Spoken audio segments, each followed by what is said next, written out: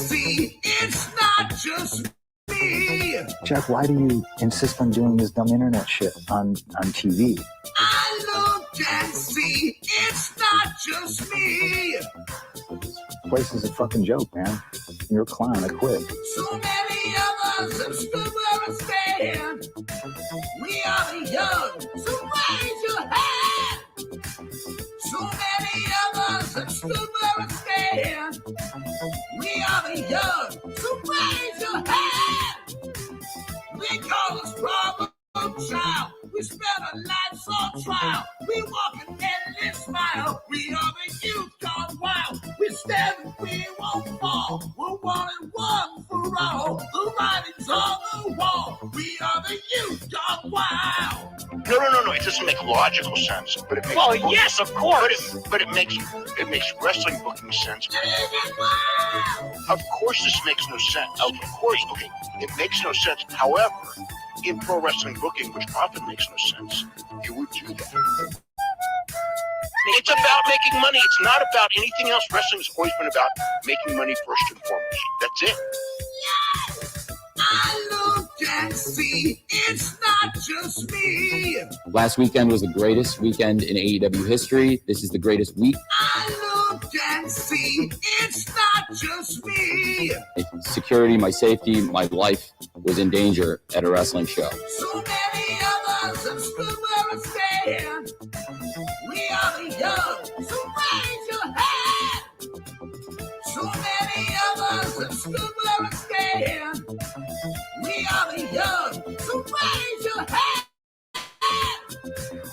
We call this problem child. We spend our lives on trial. We walk an endless mile. We are the youth gone wild. We stand, we won't fall. We're one and one for all. The writing's on the wall. We are the youth gone wild. We call this problem child. We spend our lives on trial. We walk an endless mile. We are the youth gone wild. We stand, we won't fall. We're one and one for all. The writing's on the wall. We are the youth gone wild. Get wild!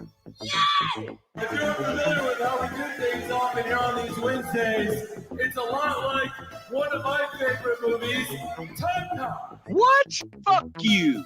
Fuck you. Yeah!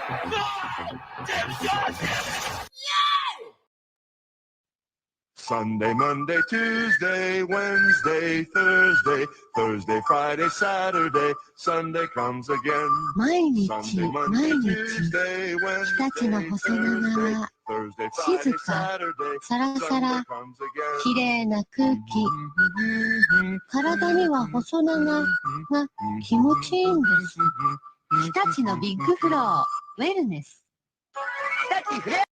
Well, folks, it's been a night to remember, but right now we are out of time. I'm Nick Diamond. I'm Stone Cold Steve Austin. And I'm Johnny Gomez. On behalf of all of us here at Celebrity Deathmatch, good fight, good night. SDL. Two bad bitches, one hot track. Speed3 CCA, bitch. Two bad bitches, one hot track. Hello, hello. It's that B3 flow. You said you know me? I think you don't. My friends are rich and you're looking hella broke. With Matt, I'm the real rough rider. Can't keep up, my arms must be tired. Slow-mo, super villain, Zack Snyder. You talk shit, but I know you're a subscriber. DSL on our lips cause we're naughty. Hannah Montana acting like Miley. We can't stop cause we're the life of the party. Got your man squirming Scotty too hottie. SDL with the $sign ho. B3CCA with the 3 cause I'm cool.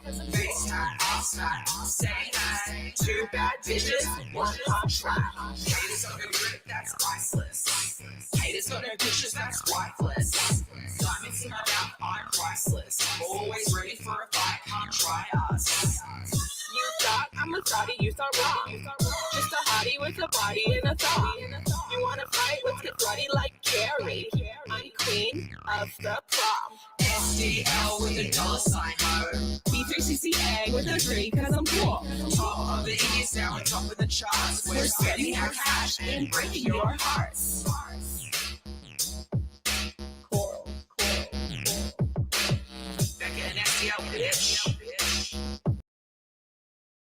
Ooh, what's happening, guys? Welcome to another eclectic edition of PWT Live Show. Yeah. You guys hating on my girls? You guys hating on Becca and SDL? SDL with a $ ho?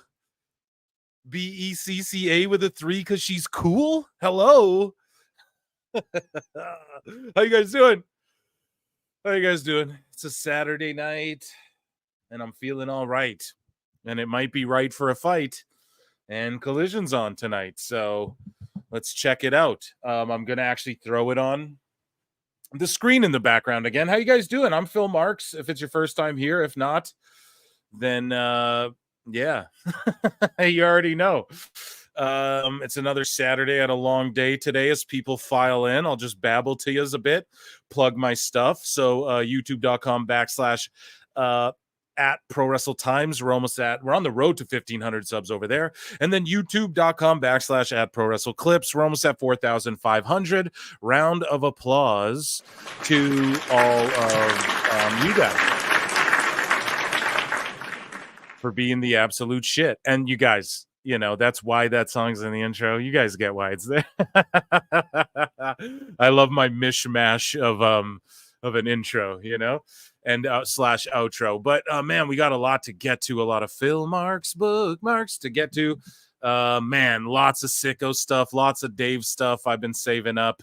Lots of just news, hot news in general, you know, whether it be WWE or AEW or, you know, just whatever, all over. And yeah, I'm just excited. This show will be brilliant, you know, and we're going to fly through some of it because there's a lot. I also want to talk to you guys about Smackdown that went down yesterday, which was pretty good. Maybe we could review it a little bit. LC Killer 17 for $2 says PWT. Somebody give me a hell yeah. So, yeah. LA Knight over like Rover, botchied a little bit, though. A little bocce ball pro. Speaking of which, that's one of our tribal chiefs, and I'm going to acknowledge tribal chiefs here and patrons because finally Phil has come back to Patreon. No, but I'm dropping something for you guys on Patreon on, it should be up Tuesday. And yeah, so just things that I would get stricken for, you know, from YouTube. I'm going to watch over on Patreon. It's still transformative, but I'm going to react to stuff that, you know, YouTube's tough with the strikes and everything. And so, I don't know, maybe we'll watch the Vince McMahon doc over there. We'll just EFAP it together over there. So consider checking it out. And I'm going to shout out, I made a list as everyone files in before the show starts. I made a list of tribal chiefs and patrons. So I'm going to acknowledge you guys. Let's run through it here. Simon V. Sora, Choke Dealer B, Tranquility 7, Juan Salazar, James Gonzalez, Brad Becker, Corey B, Chris E, Moose Knuckle, Mike Sausalis, Crunchy Cheeto Creative, El Huapo Diablo, Jay Chase, Jared Bradley, Tyranitar, J&D, Lincoln Hawk, Donnie Soros, Tom Reed, You Ain't Hype, LK, George Captor, Scully Vibes, Gilgamesh, Jamie Earhart, Bocce Ball Pro, Alaj Mahmood, Derek H, Travis Cooper, Freeze It Sky, Eric Galprin, Cruz Madrid, Denisha Lane, Paul Simmons, Cruz Madrid again. He's a two-timer.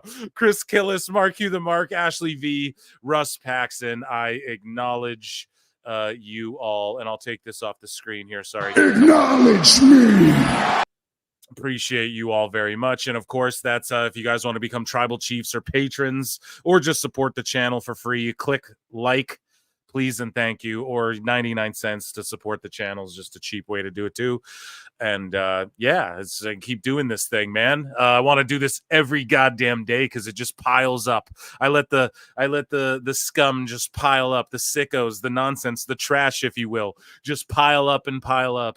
And you know, it's almost like, damn, Wednesdays and Saturdays ain't enough to get to all of this. You know, there's so much. I love hanging out with you guys. Phil Marks, bookmarks with PWT. Yeah.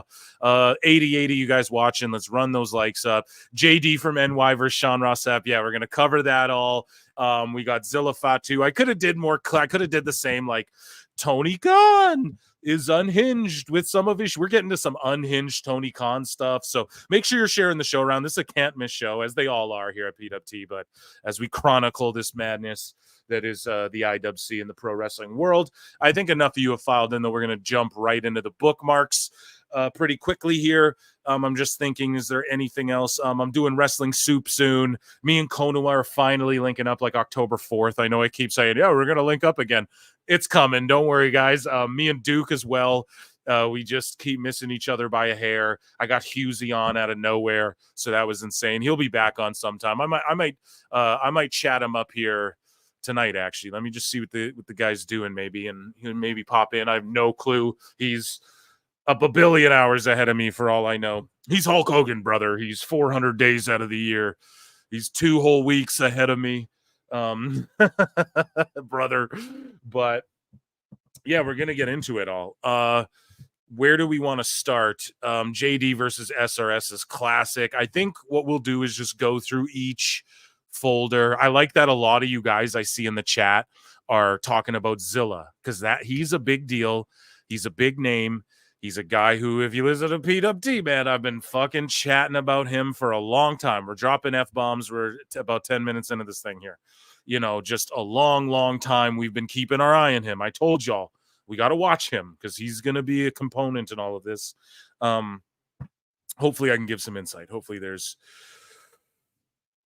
more to that than we all see on the surface, right? So that's why I threw him in the thumbnail and the title, and I didn't know if that's as clickbaity as, let's say, Tony Khan or Meltzer, but hey, you guys are all Zilla, so awesome. Chat, I love it. Over 100 of you in here. Let's get in here. Let's hit the like button, and let's just dive right in. We're going to start in miscellaneous to start the show today, folks, and well, before we dive into miscellaneous, though, here, we're going to dive into a Collision's coming on the air. I'll tell you guys, we'll watch this corny video with the sound off here, and I'll tell you guys what I see as I tell you about what I did today.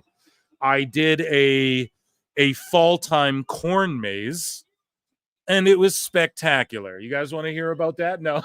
I think there's a ladder match tonight with tables. Yeah, there's tables, ladders, chairs, TLC. Oh, my. So we're actually going to pay attention to this shit, okay, guys? That was the... So it's for the ROH World Tag Team Championships. It's a bunkhouse brawl. Okay, so it's not climb the ladder to get the belts, but there are ladders and tables everywhere, okay? So tonight's Collision, I guess I should pull up the card. My bad for not having it pulled up, and I will get that done for you guys. But yeah, there is, I did want to start... So it's Guevara and Rhodes, Dustin Rhodes, who his contract's coming up sooner than later, I believe. Or it might be a year from now, I think, actually, in September or something. I'd have to check. I'm sure it's in the bookmarks. But Dustin is for surely not going to stay with AEW, and he's going to go to WWE, guys. He has to get that Hall of Fame induction. His brother's there. There's just so much that could be done there. The gold dust thing. I don't think they'll even make him do that, but he can choose to do that. A nostalgia pop in the Rumble. Maybe he doesn't want to do all that, but him and NXT, I think, is the way to go. You know, Dustin Rhodes, Punk, NXT. I don't know. Let's see it. They're wearing Springfield jerseys, and they're taking on the Undisputed Kingdom. So we're gonna watch this carnage. Hopefully nobody gets hurt. It's a bunkhouse match, so I didn't know if it was TLC or what. But, yeah, Matt Taven and Mike Bennett here. Okay, let me find the card for you guys. And we got a super chat here. Sorry, guys, I'm just getting the card pulled up. Jimmy B for $5 says, did you hear about Tony Khan saying long-term storytelling doesn't exist anymore? I heard it from Alvarez, so take it with a grain of salt. Yeah, absolutely. I heard of that, and we're absolutely. That's what I mean. I could have titled this video. Best guys, Tony Khan. As I was making it, I was like, dude, I might make it like, Tony Khan says long-term booking, but you're going to see a million videos like that. And when I clip it, it's going to be like that. So I was like, let's go with Zilla, and I'm glad you guys were popping about Zilla. But yes, trust me, we're getting to that. We're getting to that. We got a babillion, we got myriad of bookmarks to get through, and there's 120 of you in here. Run the likes up. Let's get them to 100. Let's get them there before the hour's up. That'd be amazing. I'll stop asking you guys the rest of the show. Thank you so much, Jimmy B. And I'll give you this is great. And good to see you here, bud. It's nice to see you all. Nice to see you all in the chat. Let me look at what the chat's doing and saying once I pull this card up, AEW Collision card, and then I want your guys' thoughts just off rip. Maybe I'll go over it. I don't even know if there is one, guys. I'm scrolling. Latest, maybe. Does anyone have it? Tag me in it on okay, 1 hour ago. Nobody on the promo poster for tonight's Collision is actually on the advertised card. Okay, so we'll bookmark this one. We will add it to the AEW news. Bang. Okay, so come back over here for you sickos. And we will go AEW. No, I went to the wrong one. Sorry, guys. I botched. I effed up. So here we go. Tonight's card, what we know so far, the match we're viewing right now. And then we have a 10-man all-star tag team match. We have Hook and the FTR runners. The FT runners. Are you guys fucking kidding me, man? FTR always do this. It's like CMFTR. FT runners. It's like, okay. So Hook and the FT runners versus the Beast Mortis, the Grizzled Young Vets, Roosh, and Roderick Strong. What? Why not just the Undisputed Kingdom? Where's Wardlow, who we're going to talk about, who is not on TV and hasn't been in forever? We have Mariah May versus Lady Frost. Okay, I'm down. And then Darby Allin versus Evil Uno from The Office. Fuck. This is like Evil Dose somehow worked his way into this match against Darby Allin. That's what Evil Dose would wear. Oh my God. They just did like the death drop. They just did a doomsday device. That's the name of it, right? Sorry, guys, where the Legion of Doom, the Road Warriors. So Matt Taven dove over the top rope. And then he landed on a chair himself. Was that intentional? I don't understand. That was crazy, and someone could have legit died. I'm surprised Guevara's okay from that. And we got blood. We got color and tasers. Cattle prods or tasers or something going down right now. First match. So I don't know how Evil Uno and Darby. I guess Darby's going to do something crazy. But, yeah, I mean, this would be the thing you end with, no? Who knows, guys? Yeah, let's get into some other stuff. The price is wrong, Phil. I see a YouTube clip from Rampage last night. Where's Penelope? She's the hottest of them all. She is but she is like studying to become like a doctor or something, if I'm not mistaken, legit. And that's the thing with Tony Khan. He has a tuition program.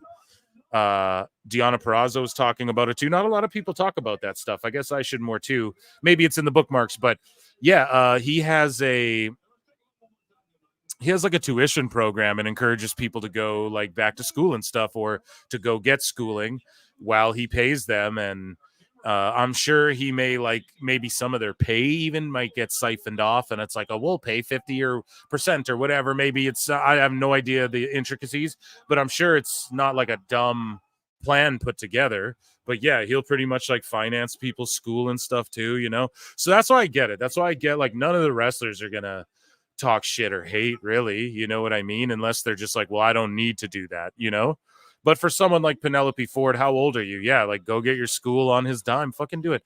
There's always the WWE. There's always places that like will look at a Penelope Ford. You know what I mean? I'm not saying, yeah, you guys know what I'm saying. Like there's no wrestling company who would look at her just on look value, and she can work. Okay. Like what else do we got to, anyone would sign her for a little bit of money. If she, like, imagine she makes $1 million now, takes a pay cut, goes to NXT in 2 years, gets her schooling done. I'm all down with that, guys. I can never hate on that. So, Yeah. 130 you in here. Hit that like. Let's go. We're going to start with miscellaneous cakes. We're going to like work our way up. Okay. We're going to work our way up. And Zilla's in this one too. So, Vince McMahon sent Chris Jericho a fax with a list of ideas to rename the Lion Tamer, which later became the Walls of Jericho. So we got to read this. I found this fascinating. Everyone's bleeding. Sorry, I'm slurping down a Slurpee. A slushy. I don't know what you guys call them if you're in the U.S. or in Europe or South Africa somewhere. I know people listen from all over. Shout you all out. In Canada, I call them a Slurpee or a slush. Anyways, the Millennium Crash. The Jericho Shutdown. Yeah, I really like this one. The Turn of the Century. That's actually a really good one for the Walls of Jericho. The Turn of the Century. For Y2J, bruh, that's a really good name for the Walls of Jericho for sure. The Bender, yeah. The Bender, you know, the kind, not the kind that HBK used to go on, but let's read some of these. The Y2 Corkscrew. It's a move I developed myself, actually. The Ball Dropper. That's what happens when me and Brock get a hotel together. I gotta stop with that shit, man. The Ball Dropper. Yeah, ask you know who about that. I can't really say her name right now. My documentary's coming out soon. I don't know if you've seen the Cloverleaf 2000. That I'm surprised they like didn't go with that one. The Cloverleaf 2000. You know, that seems like something they just go with. Back to the Future. I love that movie. Oh yeah, that's a great movie too. It's almost as good as Time Cop, but not quite as good because there's less action. There's less kung fu action in Back to the Future. But I like Back to the Future 3 because it's a Western and it's more like Time Cop. Both involve time travel. Who the fuck is this, Mark? Get him out of my office. Goddamn. Apocalypse. Big Finish. Yeah, that's another. That's what I call it when when my bowels, when I lose control of my bowels. It's called the Big Finish. Guevara just dove off a ladder, flips through head first through two tables. That was nice. The Y2, the Y. I'm so sorry, chat. This is fucked up. The Y23, the Whammer Jammer. Oh my God, the great Mama Jama. Give her the old Whammer Jammer. Yeah. The J Factor.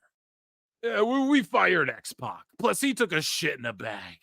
I kind of like that about him, but the other parts of Y2J Blitz, the Jerichoer, the Concluder.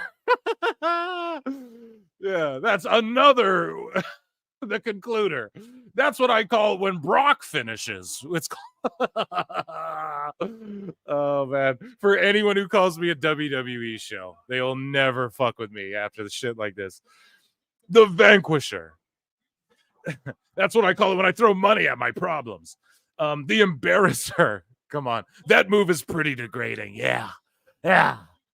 I'll tell you how you do that, Jericho. You bend over them, you put them in the walls, but then you pull your pants out, you take a shit on the back of their head. It's called the Embarrasser. Gilgamesh is a member for 6 months. I'm sorry, chat. Anthony Joshua just got KO'd. Is that true, or did he KO someone? I got to see that. Joshua, thanks for that, Shaggy Filth, for $2. I said it, like the fact he cleaned up Ngannou, that kind of hurts him because Joshua got clean before. So I don't know. I'll give you a what for that one. Unfortunate. New member, Julius Seether. Yeah, that's an awesome band. Seether. Oh yeah. Thanks for becoming a member. Appreciate you a lot. And Gilgamesh for $2 says the best guys, Tony Khan. Yeah. Well, I'll give you that one, I guess. The best guys, Tony Khan. Appreciate you so much, chat. Is the Jonesy's been a member for 3 months as well. We'll give her a this is great and a what. Do you guys I'm sorry about the Vince. I thought this was hilarious. I thought I was going to come on air and read it for you guys. Vince actually joined us on the show. He's live on the air. Jericho, get some kittens. I appreciate you all. Round of applause for all of the great contributions and the up. Haven just got suplexed on a chair and it looked like legit death. And it's like not funny and it's bent. It was rigged. We shaved it down. I'm sure that's what people are going to say. Bocce Ball Pro became a new member. Wow. Appreciate it. Acknowledge me. Fucking symbol of salvation. Yeah, we're getting through these here. Appreciate you guys so much, man. New members, old members, welcome. They're eating cats. Okay, so the double leg vice of torment. I could relate them all back to. I came up with that one. Well, Brock. I'm just not. We're gonna get through it. The figure Y2J leg lock, Millennium Buster, Y2J catastrophe, the Millennium Cruncher, Jericonium of pain, Lion Clutch press, the party favor. That's like my old friend Bill Cosby used to say. And you put them in the walls. No, I'm just kidding. I don't have a Cosby. Eve of Destruction, Millennium Meltdown, Twist of Fate. Hold on now. Gimmick infringement, pal. The Savior Screw, the Hero's Welcome, the Rock and Roller, the Humiliator. Yeah. And then Chelsea Green can do the Humiliate Her. Yeah. I'll make you puke. The Final Countdown, Apocalypse Now, Time's Up, the Time Killer, Killing Time, Wall of Jericho, okay? Crash Course, Symbol of Salvation. That's so bad. End Time, End of Time, End of the Age, Doomsday Device. Again, we're just ripping old shit off. We're reusing it. Ain't broke, don't fix it. I fucking fired the war. Yeah. One of them's on SmackDown with Heidenreich. I don't even know what the fuck I'm talking about, guys. Power Slave, Save Yourself. Save Yourself, though. That's a legit. That's like Oliver Sutton or like Mike Hunt. You know, Save Yourself. That's fucking actually great for like a shitty indie wrestler name. I love that. No Escape. Same with that one. No Escape. Noah Escape. Right? Or the Jericoil. Okay. I like No Escape and Save Yourself. That's great. I love that actually. Yeah. So, ladies and gentlemen, the mind of Vincent K. fucking McMahon to start the show off. Brilliant. Shared the KO in the Discord. Thank you for that. Yeah. Guys, make sure down below in the descriptions our Discord. Get in there, hang out with the chat, hang out with me. Etc. The non-disclosure closure. Yeah, we called this one the NDA. Oh, I know all about those too. Jesus. Oh, I know that one. Haha. I learned that one. The Calgary Creamer. Oh my god. Yeah. Oh my god. Okay, no, we're gonna stop because I'm about to start making Twinkie jokes and shit. We gotta stop right fucking now.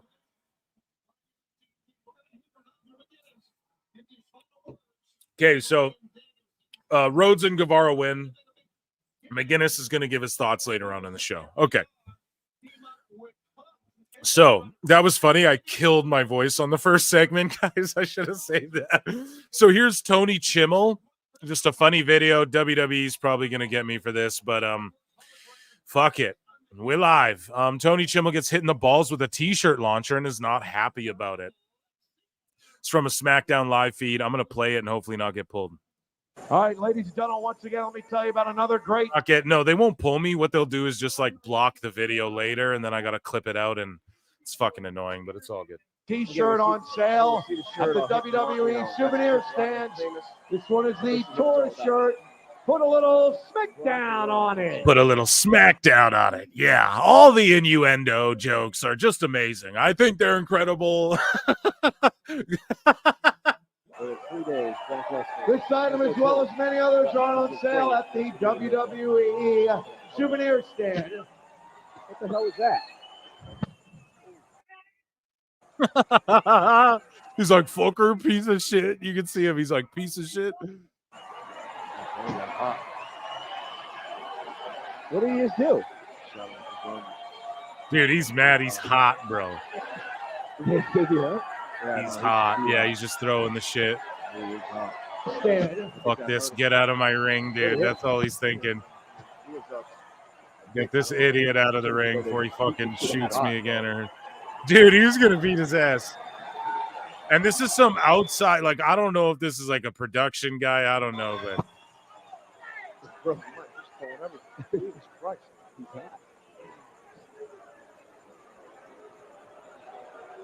he throws his gun. He's hot as fuck, man.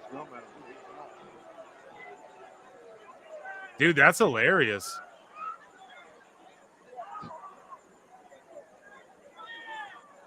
Camera guy's talking. He's like, that's bullshit. Fuck it. Ugh. Hit me in the balls. Taz is laughing. That's amazing.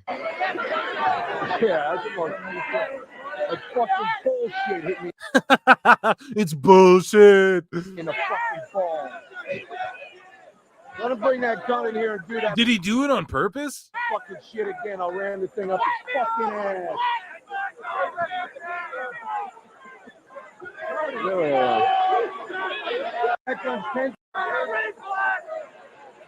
Yeah. That's funny. That's funny stuff. Okay, so here is Lash LaRue. So do you guys remember Lash LaRue back in the WCW day? I believe he was in WCW for a while. Let me see here. Sorry, I'm just looking. I'm gonna look up Lash LaRue. I believe WCW, for sure WWE, no? So where did he wrestle? Yeah, WCW, Cruiserweight division. He was in MIA, and then he was in the WWF for like a year, right? And he's like a cartoonist now. He gave me a follow, but like I had already followed him because it's fucking Lash LaRue. You know what I mean? And so he posted this video, and a lot of people got mad. You guys can see it got like 550,000 impressions, and you can see the quote tweets, the comments, 700 likes. Of course, a bunch of people are debating this and getting mad if this is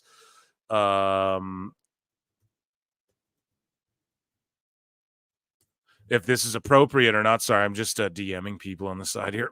Excuse me, guys. Sorry about that. So he says, it takes a lot to offend my wrestling sensibility. Generally, I'm a to each his own quiet observer. This, however, is extremely disrespectful to anyone who sacrificed their body for the business of wrestling. So watch this. Let me know what you guys think about this. I guess it's Mario and Mario versus Luigi and Luigi on an indie or something. Oh, are they Joshis? Of course.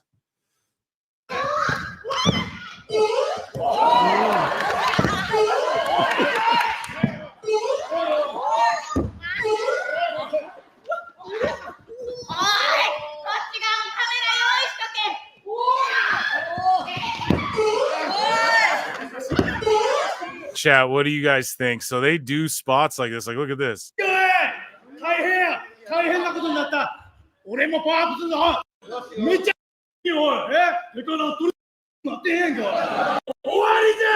he throws a mushroom in there. I get it. It's more like a play than anything, but it's just like, is this wrestling or is it just shit happening with wrestling sort of being involved? You know? I get why someone would be offended by some shit like this.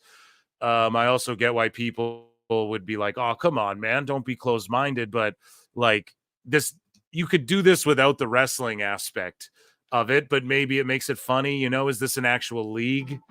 I don't fucking know. But yeah, let's watch more of it.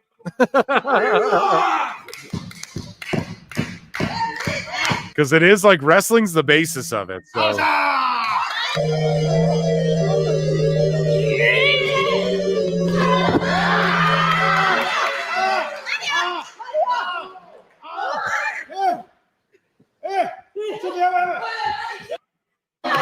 Was this for like Halloween or some shit? I don't get it. And they're running a promo for Britt Baker on Collision. So like a little vignette of when her return is. So that's good. Yeah, I don't know. This is pretty ridiculous. I guess we can, but I don't know what the fuck is going on. But yeah, it's pretty goddamn silly, and I get why it could offend some people. I don't know, Chad. Let me know what you guys think.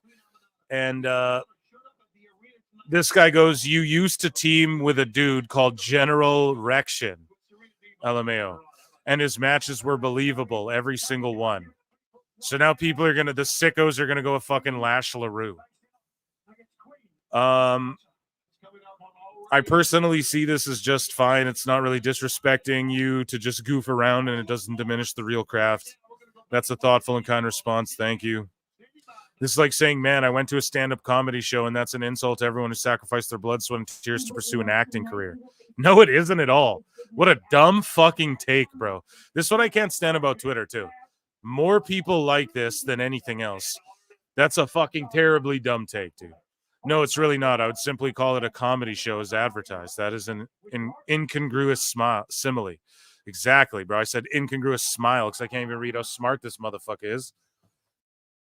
And evil fucking Dose is on screen with Darby yelling at me. So, I don't know, man. Look, to each their own. You know, just the standard vanilla. To each their own, man. You know, just like let people do what they want, man. Aaron Rowland for $2 says, "Say what you want. That crowd was the size of AEW." Oh, man. Couldn't help yourself, could you, Aaron Rowland? I appreciate you for that one, man. Yeah, they drew a house. They drew a house. No real fireballs, so AEW would pass. Yeah, so I don't know. Whatever. Shout out Lash LaRue, man. Welcome on the show anytime. I should DM him. Fuck it. Because, yeah, he was with, like, that whole MIA group in WCW. You guys remember that? It was like General Erection and what were all their names? MIA, WCW. There was the Misfits in Action. We'll read their names. We'll share this tab here. So we had Captain General Hugh G. Rection, which was Hugh Morris. We had G.I. Bro, Booker T, right? Private or Major Stash, who is Van Hammer. Major Guns, right? We all remember her. Lieutenant Loco, which was Chavo. Sergeant AWOL, which was The Wall. And then Corporal Cajun, which was Lash LaRue, right? So he was a cruiserweight champion. He was a United States heavyweight champion. Oh, no, in their group. Yeah, so he was a WCW tag team champion before. So there you go. Yeah, I'll invite him on the show sometime, man, and see what's up with that. We got this conglomerate group. So Kyle O'Reilly and Mark Briscoe are just a tag team, even though Mark Briscoe's the fucking world ROH champion. It's no goddamn sense. Please get this to Cornette. Someone tag him in it, man. I need a Cornette sound for the fucking... I realized, like, I don't have a Cornette. That's the problem. I fucked up. You dude. what? Yeah, someone tag him in that. That shit's hilarious. Or get this show to Cornette. That'd be amazing too. But yeah, so this shit was just I put this in miscellaneous. I don't know why. This shouldn't be in miscellaneous. This should be in other news, hot news. So we'll remember to come back to this because yeah, that's a bigger story we're going to talk about with Meg and Mercedes Moné and Meg the Stallion and all that. So anyways, here's Ron Killings' song You Know It. You be sweating hard when you're working for it. You be sweating hard when you're working for it. Gotta let them know that you working for it. You gon' hit your goal when you working for it. I can know when you working for it. A positive message. He's like, yo, you can hit your goal if you're working for it, man. Let's go. Our truth. We be on the road when we working for it. You gon' get the bag so you can't afford it. And fit that nigga bag if he can't afford it. She got her own, pay for the rent, pay for the whip. I know whatever label. Someone's striking my video for this too. Fuck it, guys. Let's go. We're going hard tonight. Hop on the plane, she could be gone, taking a trip. She's on fly, shawty lit. Stacking it up, making it rain, look at the drip. Flip, look at the wall, look at the wrist. Whip, she got the bag, she like I'm rich. She got blinds, she the shit. All the way up, shawty lit. Girl, you bet you know it, girl, you bet you know it. I'll tell you this right now, the production on that is pretty fucking good, man. I'm not gonna lie, whether you like that kind of music or not. Anyways, moving along. Here is Stephen Amell on Busted Open, and he's talking to David LaGreca and Uncle Bully and Mark Henry about Heels on Netflix. Now, guys, back when PWT, you better than that poop Sasha song. Yeah, way better. R-Truth, actually, if you're into that kind of if you're kind of into that music, like I'm super into hip-hop and rap, Truth is actually really good, in my opinion. He's like one of the better like wrestler rappers, you know, probably one of the best ones. But so Stephen Amell, if you guys listen to PWT back in the day, when I used to get like 100 views on videos, I would be talking about Heels, man. And it's a great show, an amazing show. I'm going to rewatch it, season 1 and 2. It's on Netflix now. And if it does well, they're getting a season 3. They're doing, because nobody had, it used to be on this thing called Stars. Nobody had that. CM Punk's in the show. AJ Lee's in the show. There's other wrestlers too you'll recognize immediately in the show. You know, it's about this guy. He runs the Duffy, Stephen Amell right here. This guy played Arrow and all that shit. He wrestled with Cody Rhodes at SummerSlam. He was in AEW, wrestled a match there as well. I think at All In maybe. But yeah, dude, he fucking is the real deal. He runs the Duffy Wrestling Federation. His brother's played by this guy you'll all recognize too. All the actors in it, you're like, oh, she was in this. Oh, he was in that, you know? So check it the fuck out, man. It's an amazing show. And they run the Duffy. They're in like Duffy, Georgia, and they run this little fed, and their dad deleted himself, and they don't know why, these two brothers, but they're just trying to, the one brother's a natural athlete, but he's like, I don't want to wrestle. And then his brother's like, well, you got to wrestle, you know, type shit. And they're trying to keep their little fed alive. And then this other guy comes in who's doing like the hardcore indie shit. You know what I mean? And he's like taking over I'm not spoiling anything, you know, but he's like taking over wrestling, and because of like the viralness to it. So just watch the show. It's amazing. And it's not hokey. It's really fucking good. And there's even elements of like wrestling podcasting in it, you know, which I do. And I love Heels, and I'll shill the show till I die. And we want a season 3. So they're doing all the media rounds. Like this is a brand new show. Right. So here, let's listen to what Stephen Amell has to say. And they want to tie and integrate this in with WWE. Throughout the show, they talk about Turner. They name drop Vince. They talk about the in Connecticut and all that. They talk about he goes to at some point like the offices for WCW and all of that, like their dad and these flashbacks and shit. So you got to watch this fucking show. And now they're talking about, oh, we could integrate it with WWE. Let's go. So here, we're going to watch what Stephen Amell had to say. Shout out Busted Open. And yeah, go and watch Heels if you haven't yet. 2 seasons. You can binge it all. Our first scene was me doing a coast to coast, and we did the first take. This is how he broke his back during the making of Heels, man. Dude broke his back. I broke my back. Spino. He fucking Shawn Michaels, dude, wants a 3rd season. Blood, sweat, and tears, bro, in the ring. Our first scene was me doing a coast to coast, and we did the first take, and I did fine, and I didn't clear as much of the ring as I wanted to, so I did it again. Unbelievably, I did it again, and I went too far, and I basically landed at a 90-degree angle sitting up and down, and I had a compression fracture to my T10 and L1 on our first day of wrestling. So stupid. Just look at Mark Henry's fucking face.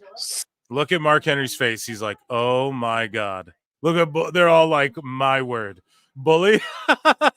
I mean, so dumb. Were you doing this in a traditional sized ring? Like, were you going 18 to 18, 16 to 16? Did you guys cut it down? No, it was a traditional size ring. Guys, there's 170 of you watching the show. We're at like 60 likes. 150 of you, hit the like button, please now. Don't be stingy. Appreciate you all so much. Hit that like, get it to 100. I'll stop asking. God bless you. Because I did it at All In against Christopher Daniels. And when I did it in the match, all I needed to do was make sure that I could cover enough distance. I just thought, okay, I'll bail out at the last minute and I'll land on my left butt cheek. fractured my hip. So I mean, if you ever see me doing the coast to coast again, it's a clear sign that I'm not happy anymore in my marriage, because my wife will kill me if I do the coast to coast ever again. Boom. And you want to talk about Thirstcast, the lady who plays his wife? It's a great show. Make sure you watch it. Dude broke his back. CM Punk's in it. How can you hate? So Brad Shepard unleashed on tonight's episode of Gutfeld on Fox News. Former pro wrestler Tyrus gave a custom-made championship belt to former president and WWE Hall of Famer Donald Trump. My word, the cats and the dogs are not safe right now. Is this called Doug? Can we keep it a buck, though? That belt is pretty clean. I mean, the front plate needs a little more gold. I love gold. But it's a pretty clean. Those side plates are pretty clean, guys. You know what I mean? But it's funny how he's like, ugh. And his like hair, like his whatever that hair is that's glued to his head is flipping around. And look at Tyrus. He's just a big Trump guy. And one WWE Hall of Famer in this picture, folks. It's not who you might think at first glance. So that, I don't know. I thought that title was pretty clean, not gonna lie, like the fucking plates and all that. And I don't know, good on him. Everyone gets a belt these days. Woo. I'm surprised the cons haven't sent him one. You know what I mean? So AEW's Jim Ross on Jim Cornette. So a lot of the sickos are going to get mad about this. We can read some responses here. I actually ratioed a dude and I forgot I did it till I scrolled down, to be perfectly honest. But AEW's Jim Ross on Jim Cornette. By God, he's brilliant. There's no doubt. Most brilliant manager I've ever been around. He and Paul Heyman, I had a lot of fun working with those guys. But Corny is special. There's no doubt he's very special. First time I saw him wrestle in an angle, by God, I was shocked at how good he was, King. And he is really good at that. Those days are gone, but nonetheless, I have great memories of those slobber knockers, and it adds to the Cornette legacy without question. I just love this guy. The Rattlesnake.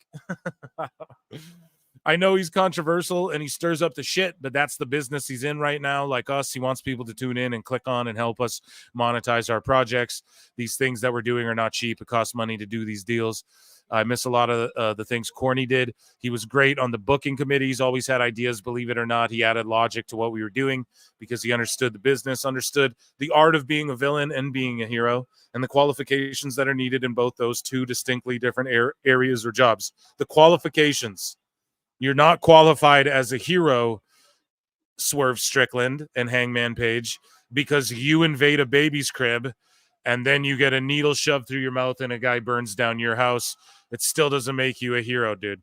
You got to qualify for these things. There are checks and balances to go through in storytelling, okay? This is what I preach to you guys all the time. JR gets it. Why the fuck ain't he booking this shit?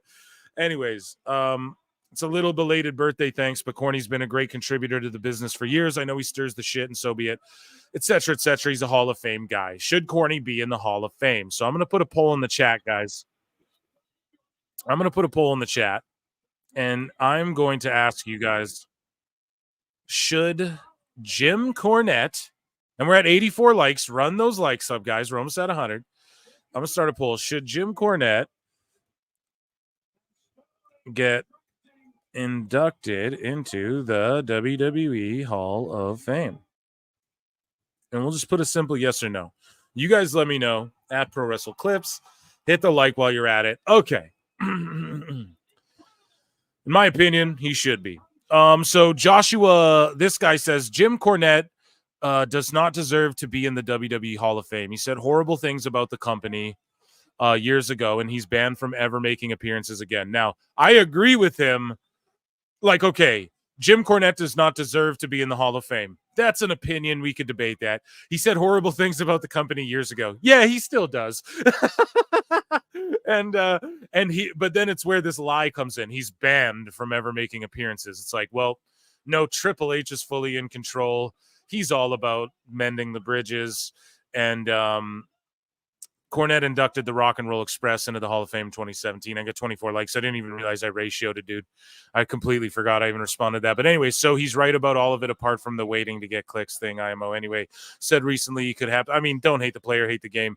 Colts right now, Booker. Yeah, so obviously people, they get mad at Jim Ross. But shout out, he's a legend. Say whatever the fuck you want. Smoke all the cigarettes you want, dude. For real, I don't encourage anyone to smoke cigarettes, but I'm saying, hey, dude, you're fucking at that time in your life. You just do your goddamn thing, bro. You know what I mean? You earned it, Jim. You had fucking mankind fly off a cell at you, bro. Got your leg broken, New Japan, dude. Blood, sweat, and tears, man. Broken bones. Here we go. Muhammad Hassan on getting a receipt from Undertaker during his last match in WWE. This is with, of course, Maven Huffman. He's like, are you okay? I'm like, nope, I need a minute. So this is just a funny little endearing clip. And I love Maven Huffman. You guys know that. I like his channel. I was just listening to a bunch of his shit, rewatching a couple of his shits actually the other night. So it's cool. And then it's good to see Muhammad Hassan. He's still looking jacked. And it's a damn shame. You know, I know that the gimmick, it wasn't like, it wasn't, how do you word it? You know, it wasn't like tasteful, I guess. I don't know. I get it. They did the whole, you know, the errorist thing. I don't even know what YouTube lets you say anymore, dude. Every video I get a yellow thing and I got to get a review. But so I don't know, whatever. You guys know what they did with the fucking, right, the London bombing thing went down at the same time or whatever. So I get it. He got a bad, just historically his shit didn't line up, but he was really good, and I can't believe no one ever tried to like bring him back in any sort of way. And I know it would have been difficult, but damn, you know, it is sad how the card he got dealt, because he was great in that role. Like, he got thrown to the fire, and I remember hating this guy so much, and that's what I loved, was those really, like, when I in hindsight, I loved as a kid hating and just detesting people, man, and he was one of those guys. Same with JBL, same with Triple H on the Triple H. During the Triple H reign of terror, I loved that, honestly, when I look back on it. You know, like at the time I was like, fuck these guys, man. But, you know, now I'm like, God, but that's what I loved. You know, I loved people who could really just make me hate them. And to this day, I love that too. But anyways, enough about me ranting about Muhammad Hassan. Let's hear what he's got to say about being in the ring with Taker, man, early in his career. We were doing a 1-2, like one, two, 1-2. And he came in, I was like, oh, I saw his mouth was bloody, and I was like, oh shit. Here it comes. So he fucking. Right, dude. Yeah, and we know he's Italian. For those who don't know, he was Italian as well. So, like, looking back, we're like, oh, it's culturally insensitive, and so I get all that, right? But, like, at the time, it's shitty. He was just doing his job, you know? It's not like he fucking... Yeah, you guys know. I don't even need to explain. What was he going to be? The FBI, you know? Like, we're going to bring back Nunzio. You know, dude, like, what were they going to do? So it's just how they did shit back then, and it's just shitty. I'm just saying it's unfortunate because he was good, man. Like, they threw him to the fire, and he was in there with all the, like, Undertaker and shit, and I don't know, man. He stood up with all of that. He never was bad. Like, he was never like in the ring or anything. He's cutting these promos. He had Nuclear. He had Daivari with him. The gimmick, the look, you know, all of it was amazing. Like, he looked great. Even here, look at him. He's jacked and tall, dude. Look how tall this motherfucker is. Boom, and you could see it. That's this match? Yep. Undertaker. Someone just got anything. Boom. He's selling, dude. Look how he sold that punch, bro. Like, that's what I mean. He was trained well. Did he go through OVW with Corny as well? Where did he come from? I don't even know what his training was or anything. I don't think I've ever bothered to look into it. Here it is. 2, 1. Probably. Oh yeah. Yep, that was it. That was the one you caught him. That second one, you heard it. You heard it. Did you hear this? And he's like, "Are you okay?" I'm like, right there. He's like, he goes, "Okay," and he powders out. So, like it was a receipt, and that's a boom, respect. And then like this was super distasteful. They got terrorists. Oh my God. Yeah, it was a great idea, I swear. In hindsight, yeah, maybe I would have changed a few things. Maybe I'd have just like a normal guy. how to use the men's room. You know, this is crazy. God, it was good at the time though, guys. It had heat, man. And then Taker just like threw him off the stage, and then he was just gone forever. Respectable thing to do in the business. Absolutely. But just the Undertaker, and he hit me really hard. We've done me. we've done videos explaining receipts. Yes, he just, and it's unnecessary. Oh, am I all laggy and shit? It's StreamYard, bro. I'm telling you. Guys, if I sound robotic, tell me. Someone's talking about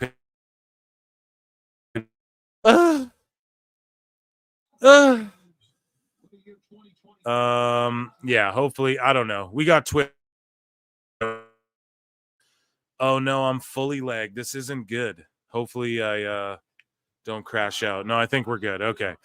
So you guys can hear me? Let me know if you can hear me. Canadian. That's what it is. And it's not even a joke. Over here. I'm freezing over here. Yeah, Canadian Wi-Fi is what it is. You nailed it. It's a StreamYard, I swear to God.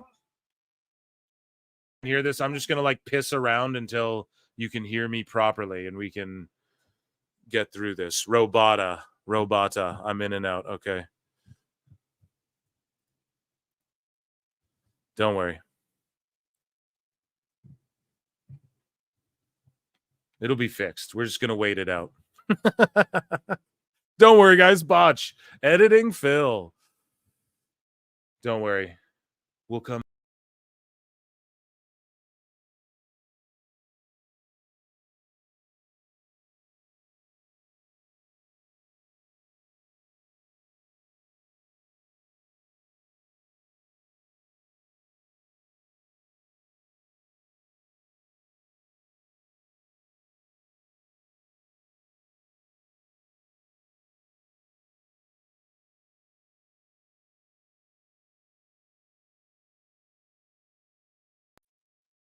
Yeah, and we're back. Are we back? Are we good? Hologram. Okay, here we go. Yeah, run those likes up for Botch editing Phil there with the fucking gotta give myself a Price is Wrong for that one. Are we good now? Everyone can hear me? Okay, everyone run those likes up for me. Show's just starting if you just tuned in. Oh my goodness. So good. Yeah, for sure. Sorry about that, guys. I swear that's StreamYard crashing out. It's not even the fact I'm in an igloo in a light tower. Here, I'm getting DMs here too, maybe. Okay. So guys, welcome back to the show. We were about to get into the juice anyways. So, and no, I'm not talking Hoovy. So we're going to share the screen again. Sorry about that. Phil Marks, bookmarks. Yeah, real show starting. That was just like the intro. That wasn't even actually part of the show. That was just like the warm up, you know. But yeah, we're crashing out over here. So we're back. Anyways, let me crack a Red Bull. So Zilla Fatu will not be appearing on tonight's GCW event in Philly or any GCW shows for the foreseeable future. We tried our best to avoid the situation, but we have reached an impasse. We wish him the best. Now, he also cleared all of his GCW dates. Now, that could be because Pete in Texas, what up, PWT? Yeah. And that could be, thank you for the $2, my guy. And Pete in Texas, good to see you, my guy. If you're just tuning in earlier in the show, I think I shouted you out. So for being a member or whatever the fuck, I shouted out a bunch of members. So yeah, good to see you, man. Anyways, we crashed out. You tuned in at the best time because the show just started. Anyways, though, so Zilla, I know he has a history of no showing shows. I'm going to defend him a bit here. I think he cleared out his schedule. The other, he's like the Hog World Champion. And I think he's like set to drop that belt or some shit. And then I think because he works in Reality of Wrestling as well. He's working with OVW. They notoriously work with, even to this day too, like OVW, they got ties with WWE, you know? And yeah, so I'm going to give him the benefit of the doubt and say WWE said, it's time to clear it up and you're coming. I don't think this is going to negatively impact him in NXT. He wouldn't no-show WWE. Is this a no-show? Somebody has to prove to me that this was a no-show before I just believe it, because I had heard, or I've also seen other conflicting reports, I guess, that because a lot of the IWC is saying it's a no-show, but like the news outlets were mostly saying like he cleared up all of his dates with them, and I don't know. I think he's supposed to be in a tournament. I don't know if he just is no-showing consistently. I thought people were waffling about his fucking criminal past, and I'm like, well, Jacob Fatu, you know? And so, yeah, I don't know what to... Yeah, you guys in the chat are going to All In 2025, going to Saturday Night Main Event, pay dispute. And Zilla, yeah, so he was sort of green in the ring for a while, but he really bulked his body up. He got in that WWE shape, what we call it here, folks. And he also is getting way better. Like, he tremendously... Pardon me, I'm pulling this up again here. He got tremendously better in a short period of time. He tremendously improved in just like a little amount of time. Because I was saying that too. I was like, he's a little green. I saw him botching some shit in OVW. I'm telling you, like 6 months later, he's fucking really killing it, and he's just really bodied up, and I'm ready, you know? I'm ready for him. In WWE, the Bloodline, Hikuleo's signed too. So it's like, and just out of nowhere, WWE buys people out of contracts and shit, right? And to me, I think the whole, they might not even, yeah, I don't fucking know. If it's a no-show, then I don't know. Maybe I'm wrong for defending him, but I'm just going to say, I think we're going to see these guys show up in WWE soon in some degree, and I don't think he goes to NXT, or maybe he fucking does. I don't know. Who knows? Nobody knows. That's why it's all just hearsay. But yeah, I like Zilla. Shout him out, and hopefully he didn't no-show. No shit. I do want to talk about. So here was the merch stand at Victory Road. Shout out, I think I can't remember who sent me this, but shout out whoever sent me that. I think it was Lincoln Hawk, or perhaps Pete in Texas sent me this. I can't remember. Somebody, one of you good PWT universe inhabitants, as the Acclaimed are on screen here. So, yeah, I don't know. Clean merch. Joe Hendry. We see all the stars. There is some TNA stuff, but it's clean, just black camo. Okay. And then you have everybody, man. Face of the franchise. You have Rascal stuff down there. You have Joe Hendry stuff here. I do know that they've had trouble like selling, if you order tees from the TNA shop, like a Killer Kelly shirt, for instance, you get a fucking refund because okay, spitting bars, they're still scissoring. All right, someone's in the chat said, why is WWE even signing all these people when so many people are not getting TV time already? Everyone in WWE is getting TV time, bro. I don't really know, like some of the people who aren't just are rotating. You have to rotate people off TV, and that's why expansion is key, and that's what they're doing. They're in like an expansion phase right now. They're just tapping all these markets, and yeah, don't be shocked if we see NXT Europe or that sort of shit again. Like, not even that. It'll be like how Marigold's just Marigold, and then they're working with TNA. That's why. Now they have a whole territory they can rotate people out, a whole fed, you know, and then they can pick those guys and use all these GCW. They let the fucking Creed brothers go to GCW, do Bloodsport, like, you know. So George Capture for $5 says, PWT chat is awesome. That's the fastest we've ever got to 100 likes. Oh, shit. Thank you guys so much. Wow. And George, thanks for the $5, man. I appreciate that a lot. And I got a hookup for train 25 plus tax. What are you guys talking about? I'm way lost in the chat. You guys do your thing. But yes, you guys are goated. And that's the fastest we ever got to 100 likes. So round of applause for George and you guys. And shout out my people. And we also raised money for Alt Jake's kitty, which I'm going to send him that money over soon when we get the YouTube pot. Yeah, let's go. You guys are the goated chat for real. Yeah, hit that like button. You guys smashed it up 100. I won't ask you for any more. But yeah, clean merch here. Clean merch. Let's go through here. I think that's all the hot TNA news. Let's go to UFC MMA. I think no, nothing. And if it's ever UFC MMA, guys, don't worry. It'll be related.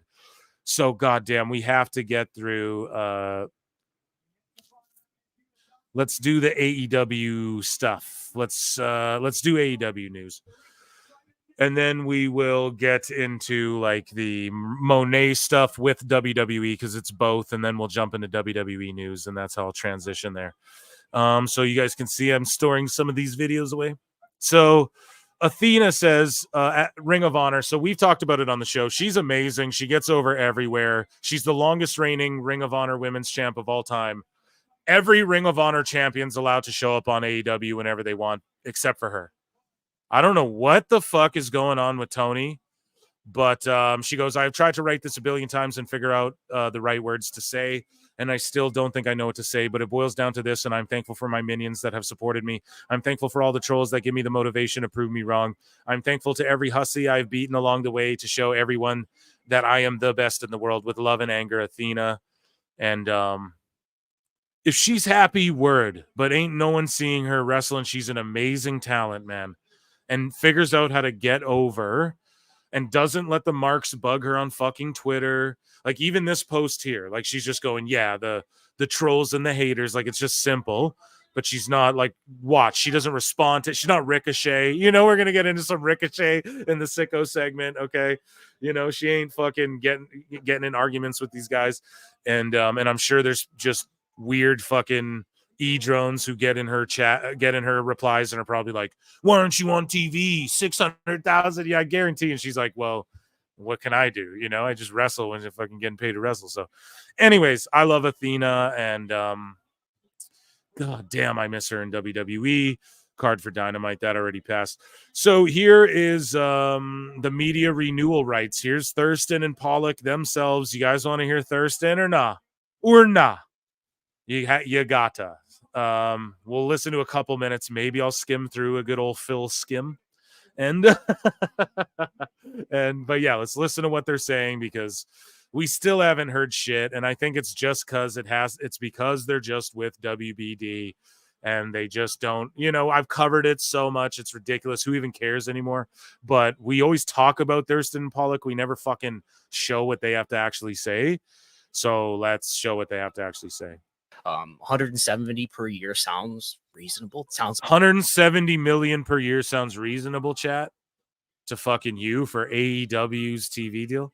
Like a good deal. That's the kind of deal that AEW would need to be financially viable. I believe that's not after 1 year, probably not after 2, maybe after 3, 4, 5. I could maybe, but that's if the salaries are 100 mil a year, no way. And they're probably that. A lot of people say, no, it's probably more. So I don't know. It's all speculative. It's very believable. Does that include pay-per-view? I don't know. He doesn't mention pay-per-view, but it's John Orand reporting on media business, on sports media. John Orand. I could not say that name for the life of me. Media business that, he's not attuned to every detail that every rabid wrestling fan is combing over. AEW fan sicko mode. Oh my god, dude. Yes. You gave me the best idea with this super chat. Thank you, LC Killer 17, for the $2 and the brilliant idea that I'm not gonna say. You're gonna get it. Did you guys hear the bruv? Oh man, StreamYard's really twisting tits tonight, isn't it? There we go. I heard one there. So, and sorry if it looped. We're not. It's the fucking trash cast, but trash PWT. We're trash tonight. Yeah, so dude, you gave me a great idea with that. Thank you so much. Honestly, you guys can probably already put it together. You know how my mind works now. A big pile driver, and Darby's gonna kick out at 2. Over in these details, he might have fighting fucking luchador Peter Griffin here. I've been told that by sources, but just didn't include it and didn't find it that pertinent. What else? It's interesting to know that they're shopping another deal to broadcast. And I can see the argument there, right? They're on cable. That's great. Cable's in decline. You want to be on broadcast. Maybe there's some streaming element to this, whether it's through Max or whatever. And it would be nice to be on broadcast as well. What are the realistic options there? Fox, maybe FS1, though. That's blah, blah. Who gives a shit? Who gives a shit, guys, right? Am I wrong, chat? Like, who gives a fuck? Fuck it. They're going to be on FS1. Oh, they gave up FS1. Like, okay, FS1. FS1 doesn't even, like, yeah, if AEW goes there, here's the thing. If AEW goes to FS1, and I encourage you all, listen to Eric Bischoff and people smarter than me talk about this shit. If they go there and they draw 100,000, that's like a win for FS1. You guys understand that? Like, if they put fucking Rampage on FS1 or Shockwave and it gets 105,000 viewers on FS1. FS1 right now is airing shit that doesn't even get 100,000 viewers, like in prime time slots and stuff like this. Eric talked all about this with people who know more about that shit than me, but it's not like a W, you know, it's not like a W for the company, but it's like the way the media can spin it kind of W for Tony Khan to save face. It's a combo of what everyone's saying. It's what Husey said. There's some saving face there. You know, it's what Dosa said. It's what I've said. There's a mix of everything, you know, I think, obviously, because it's so just like shit's going away. We got new shit coming. I don't get how the fuck Rampage goes away and then we get Shockwave and shit. It just shows you like how trash this shit is. How the fuck does this? I mean, I guess you could argue like, oh, come on now, Phil. That's not very fair. WWF had WWF jacked and they got rid of that show too, you know? So I guess you could argue that, but you guys know what I mean, right? It's not like it's not like all the media's talking about Sunday Night Heat's the biggest success of all time. And then, but they got rid of it and created a new show called Fission Blast, Blaster, you know, Supreme Blast and fucking, you know, I don't know. Coffin drop. Pin this motherfucker. Dude, he looks like fucking wannabe Mankind, you know? Sort of like he's trying to do like half Mankind. I don't know. Are you guys watching Collision tonight? Who's watching? Where's my colliders tonight? Put a pow pow in the chat. If you Anyways, Rampage may be canceled amid rumors of deal with Fox and trademarks for Shockwave being filed. That's the Observer saying it. I told you guys that, you know, one of these shows is going away or they'll just merge them together. And I could see that. Collision, Rampage, they both go away and it becomes Shockwave. It's a Shockwave, baby. It's a fucking merger of both, man. A Shockwave, Collision, and Rampage with the lightning. It's all it is, right? It's just a repackage, this same shit that's going to go away, but it'll get like 200,000 viewers on FS1 where they're not getting any viewers. So you guys know what I'm saying? It makes sense for everybody involved. Like they can spin this in a good way. And I hate to say I told you so, but we live in a new era, and if Husey's right about them throwing their own money in, that would make a lot of sense too, because everyone's like, WBD doesn't have money to throw in. So if it's the cons being like, well, it's an investment, like we're investing together and shit, and they do own a little piece of the pie, a little piece of the puzz, you know what I mean? A suplex for $5 says the biggest crime. Is this the suplex Tony Khan has committed is keeping Athena on ROH when she could be bringing AEW women's division to prominence the second of CM Punk. I've been saying it from the fucking rafters, bro. You're preaching to the preacher here with that one, saying that with Athena, bro. It's ridiculous, man. I've chronicled it forever. You know, she got over on Dark. She got over on Dark Elevation, right? By making people think she's hurting people, but she wasn't really hurting people. She was, you know, doing like a little work shoot thing. And then she starts getting over in Ring of Honor. She was even, when they were featuring her a little bit on Dynamite there, you know, like the crowd was reacting to her. And I was super into it. I thought she was legit one of those girls that could be like game changer. Yeah, so I agree, man. And thank you so much for the super chat. And if that is the suplex, dude, fucking fan, man. Let's link up. What the fuck? If it's you, bro, I didn't know you listen to PWT, but you're 100% right. And I will give you Acknowledge me. Thank you very much. Moving along. So FTR, what do we got from FTR over here? Dax Harwood has revealed that he had to talk Cash Wheeler into not retiring after his arrest. He says, I guess a week after he told me what happened, he said, I think I'm going to retire. So this is the gun charge thing. Going to retire because I don't want to subject you to any of this stuff that I'm going through.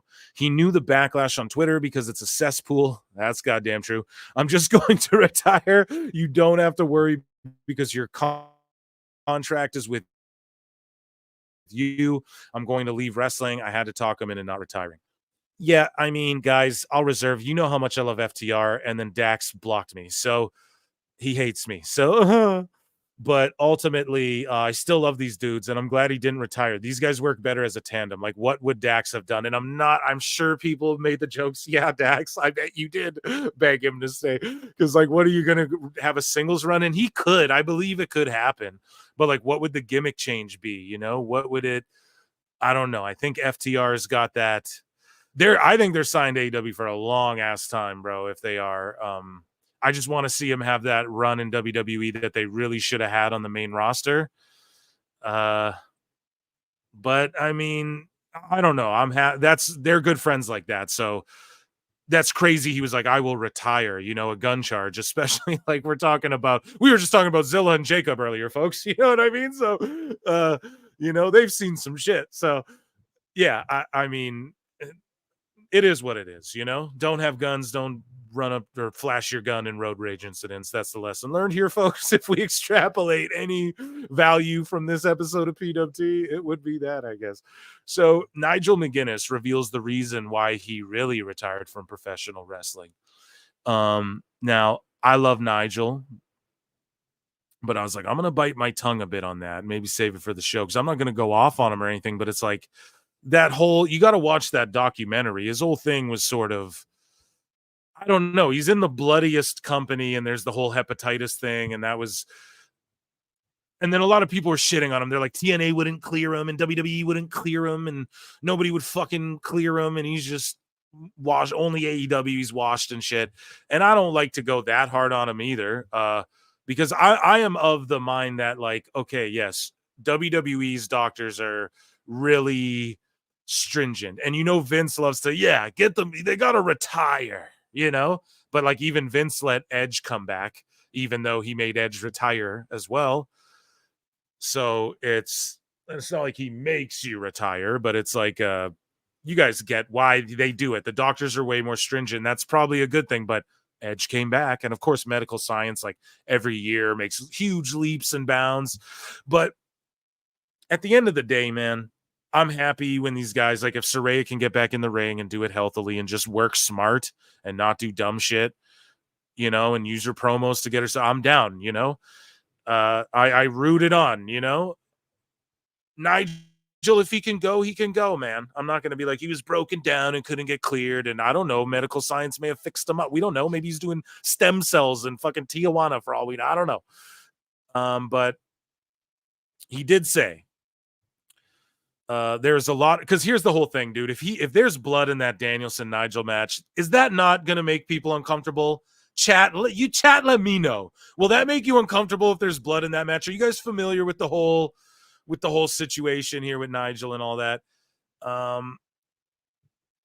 So he said there's a lot of confusion and misinformation. The truth of the matter is when I can't do a Nigel either. It's just generic bloke.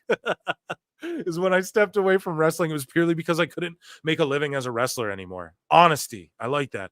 I could have gone back to Ring of Honor and wrestled that style, but wouldn't have made enough money to even afford health insurance. Man, I was watching a spot. I saw like a clip of one of his matches with Danielson. Now, I had watched like all that shit, dude. I love, even on AEW's YouTube, man, they'll upload these timelines now, and I whip them on. So, but they were doing this spot. I saw it on Twitter, I want to say, where like Danielson was pulling Nigel's head into the post by both of his arms, and then Nigel was like got colored the hard way, like slamming his head into the post in Ring of Honor. And it's like, yeah, bro, for sure you can't wrestle like that forever. That's crazy. So and I'm not saying he wasn't beaten down and all that, right? And I'm not saying maybe WWE wouldn't clear him still, but he goes on to talk about it. WWE wasn't interested in me because of an old arm injury, even though it was perfectly healed. Okay. I didn't want to go back to TNA given what happened there. Yes. So go look into that, guys. I can't jump through the time warp and all this, but that was it. There was no AEW or anywhere else to make a living wrestling. I had no choice. When I retired and did that documentary, The Last of McGinnis, it was partly because if I could get my story out there, perhaps someone would catch on to it and tell the rest of the story. Little did I know it would take until now with Tony Khan and AEW. I didn't step away because of concussions. Bro, I saw that video. You slamming your head in that post though, dog. Like, God damn, are you sure, dude? That's not a part of it. Like maybe there's like, hey, dude, you're kind of concussed and you kind of got hep and you kind of got an arm thing and all those things added up are kind of, you know, hey, I'm just throwing it out there, bro. It's just my perspective. Anyways, I love Nigel, by the way. I'm honestly a big fan, but I was perfectly okay to wrestle. So it's all not a factor going in. And he was fucking great in that Casino Battle Royal. Let's be honest. The crowd popped huge for him. Like, how the fuck didn't he win? Why didn't he just win that thing and then get the shot at Danielson? Hello? You know? Why the fuck didn't he just win that match and then get the shot at Danielson? Just find Danielson anyways. Christ. So it's all not a factor going in. You obviously are cognizant of the possibility of injuries and stuff like that, but you try to keep it out of your head. It's just like anything else in life. There are risks involved, but the rewards outweigh them. Yeah. Shout him out, man. Hopefully he puts on a banger. Okay, we're going to get to this Meg. You know, I got it all assembled here, Monet. So Miro, right? He requested his release from AEW. Now, later in the show, I'm gonna show you some sicko responses to Miro, right? But thank fuck he finally requested his response. His release. Pardon me. And I wonder what he was doing. Did he just have like a number in mind and was like, yeah, I'm gonna get to like 7 million and then I'm gonna fucking be like, yeah, can I get out of here? Right? Like, is that what it was? What made him wait so long? Apparently they can't see eye to eye on creative. We're gonna talk more about that in a bit for sure. But maybe I should. Yeah, okay, I just removed it. There you go. AEW has major interest in Kevin Owens and is expecting to make an offer to him if he reaches free agency, which is supposed to happen soon. I think, like, are they saying end of September, whenever it is? I don't fucking know. All I know is that Kevin Owens, if he goes and takes Tony Khan's money, I would not be happy, or I wouldn't be mad at him as long as he's happy. Do you guys know what I mean? Like, he fucking did everything in WWE. I think he wrestled Goldberg. Did he not? Did he wrestle Goldberg? I always ask that because I can't remember. Was it him? Or did he lose to the Fiend and then to Bray or some shit? And then Bray, I can't remember, but Kevin's done it all. He wrestled Stone Cold in the main event of WrestleMania. What? He fucking as Universal Champion, WWE Champion. He never touched that World Heavyweight belt, but that's who gives a fuck, really, you know? Every belt, United States. I think he's been tag team, IC, I believe. Is he a Grand Slam champ? He may have been. Who knows? I don't know. Do you know? I don't know clearly, but ultimately, though, KO has done everything there is to do. So if he just went and took TK's money, I wouldn't be mad as long as he's happy. You know what I mean? God damn it, I'm going to support him. And then he can always just come back, get inducted, and whatever. He can go sign with Tony for 2-3 years, get some millies. But apparently, KO's making like $3 million a year in WWE, reportedly, and that's probably not even merch. You know, it's probably not even if he works like all the house shows and gets over his bucket.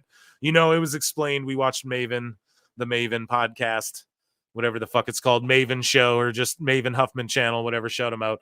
He was with MXM, and they explained like how the bucket system works. And if he goes over his bucket, dude, you know, plus his merch and all that, and he's making $3 million, why go anywhere?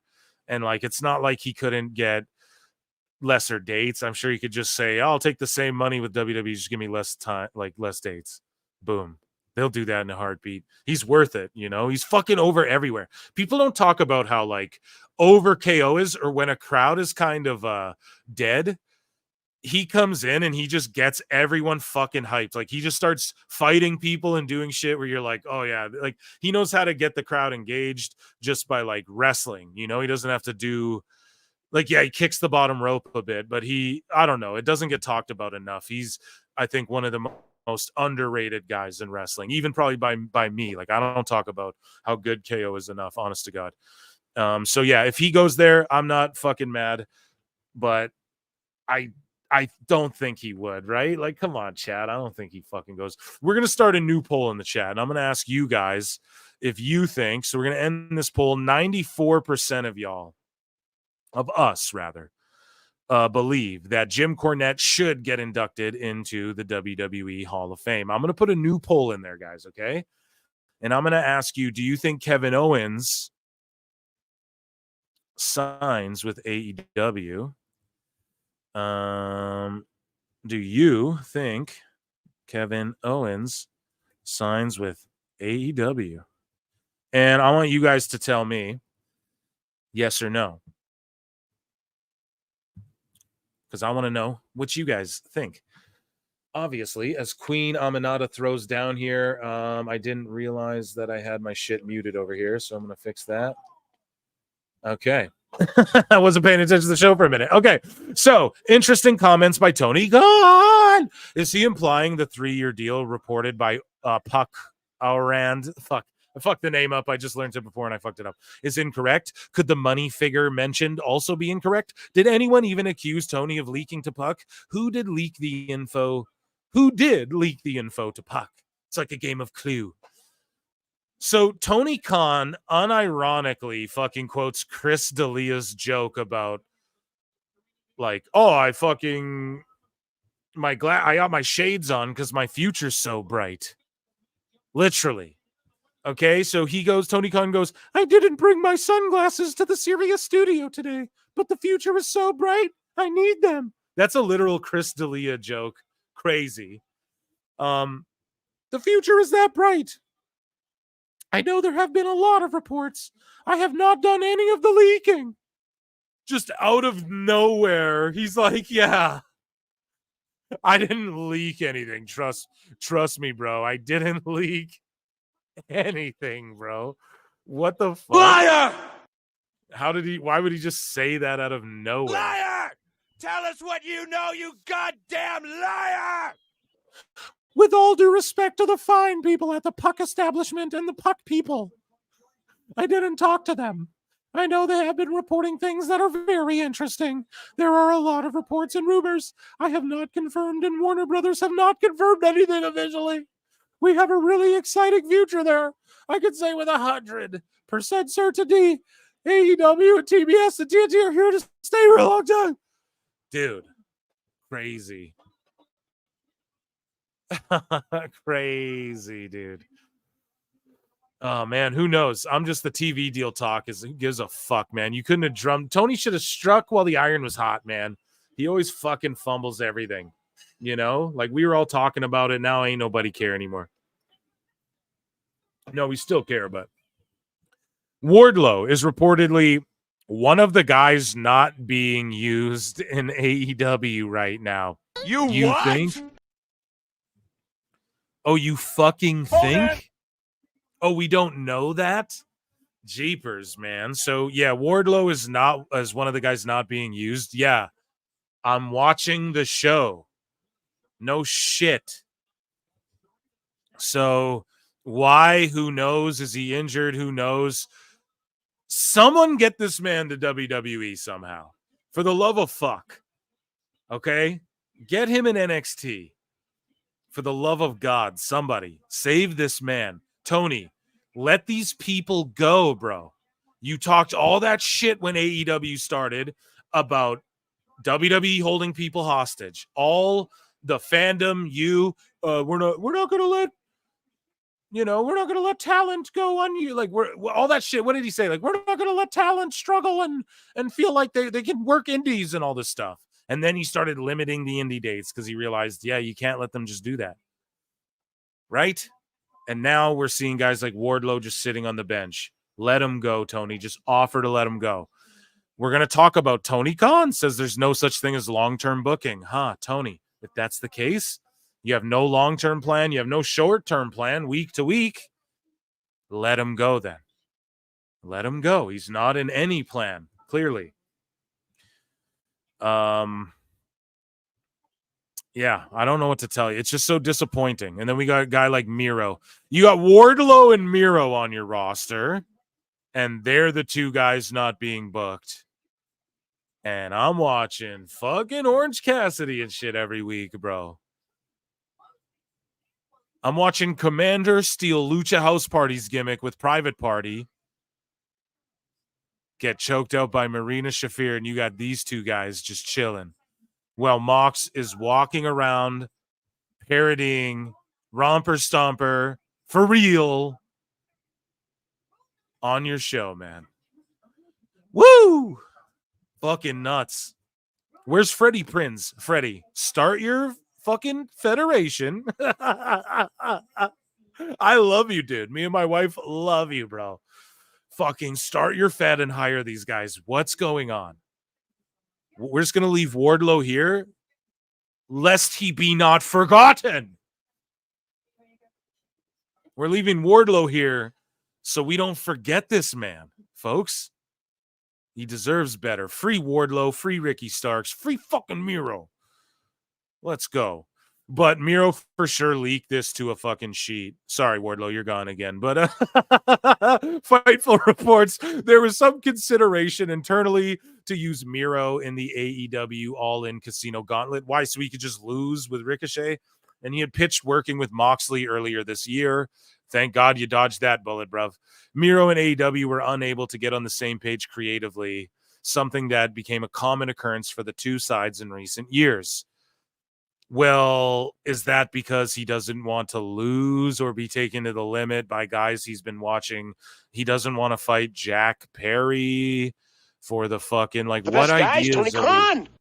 Like, is he saying, bro, let me come in and beat Moxley, who's like a 4-time fucking champion, and then I'm established as a champion, and then we do like a trilogy or something? Like, what is Miro pitching? I'm sure it's not all that bad. Oh, you mean the guy they drove to a fucking tank at WrestleMania to fight Cena and then also invented Rusev Day? Like, along with WWE? You know, it's just crazy to me, man. It's crazy. And then you got Will Hobbs hurt again, I believe. Hurt again. This is like, oh, man. And then Samoa Joe, everyone's like, where's Joe? And it's like, well, he's starring in a video game. You know what I mean? They use this likeness and everything. He was like he's like the main villain. You know, he's doing like all these epic side quests, which is what you got to do, man. A lot of people, we'll talk about MJF in a bit here because he makes the show and I have an opinion a lot of people might not agree with. Well, no, I covered it earlier. Just, I don't get mad. Like, if you're going to go to AEW and like do all this side quests and make a shitload of money and just, like, I ain't mad at it, man. But it's when you're like getting mad at the people on Twitter and like fucking not, I don't know. You can only do so much with the bad creative. You know, you're signing there to deal with bad creative and shit. So whatever. It's a blanket thing with all of these guys. But yeah. So I don't know, man. Hope free Miro, free Wardlow, free Ricky Starks. Love you guys. I got to take you out of the bookmarks though. Tony Khan was asked again whether he thinks we'll ever see a joint AEW and WWE show. And I've told you guys, man, this isn't even a fucking conspiracy. I'll play the X-Files. Tony's dream is to have a crossover WWE versus AEW show and to work with Triple H and Shawn Michaels and all. That's his dream, man, is to go, oh, we blah blah blah, like we did this together. That's what it is, man. If they said we'll buy AEW from you, you get a job right next to Triple H, you're in the booking rooms with him, he'd do it tomorrow. He'd do it in a fucking heartbeat, man. And that's the thing that's so silly and cute. And but yeah, he goes, I can't ever say. I mean, anything could happen at some point, so it's hard to say. What's the timeline? In the next 100 years, quite possibly. Who knows? So he told Maggie and Pearl. Who the fuck's Maggie and Pearl? I'm not hating. They probably have like 1 billion followers if I click on their thing. Let's see how much followers they have. Here, I'll click on it. 25.2K. Yeah. So who the fuck am I guess? But you know, man, he does interviews with all these people. I'm like, do an interview with me, bro. It'd be the funny. We'll drink White Claws, bro. I'll get a case. It'll be awesome.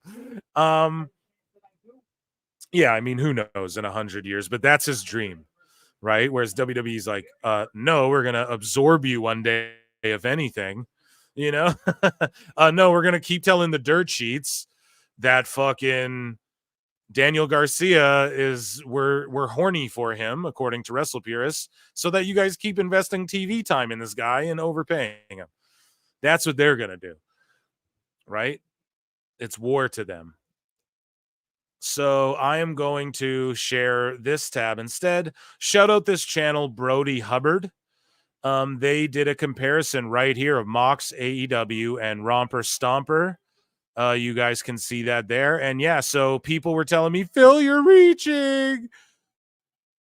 You're reaching. He's not quoting Hitler. Dude, watch this. Hey, it's Hub. I'm worried I've started a mess. We came to wreck everything and ruin. And we got a super chat here, LC Killer 17. I watched Rumper Stopper. It's not an easy watch. Yeah. Listen, I watched American History X. That's as far as I'll go. I don't seek out movies about shit like this. But yeah, it probably is pretty tough to watch. And Tony's over there like, oh. Moxley's like, yeah, it's real cool. I watched a real cool movie. Thanks for the super chat. Here we go. In your life. God sent us. So I was actually at a WNBA game on Wednesday night. I was watching my beloved Phoenix Mercury lose to the Minnesota Lynx, mainly because of bad officiating, but that's a separate video. I got home, I caught up on a little AEW, and I saw this Moxley promo. It reminded me of a movie I know a lot about. We'll get to that in a minute. And I cut together this video. I'm going to tell you something. I want you to listen to me, okay? I'm going to tell you something, okay? I want you to listen to me. This is not your country. This is not your company anymore. So when I say I know a little bit about this. So was I reaching or movie? What I mean is I wrote the definitive essay about this movie. That may sound conceited, but believe me, I looked all over the internet before I wrote this essay. And I believe. Here, hold on. Wait, are we just going to gloss over how this dude's a fucking WNBA fan? Chat.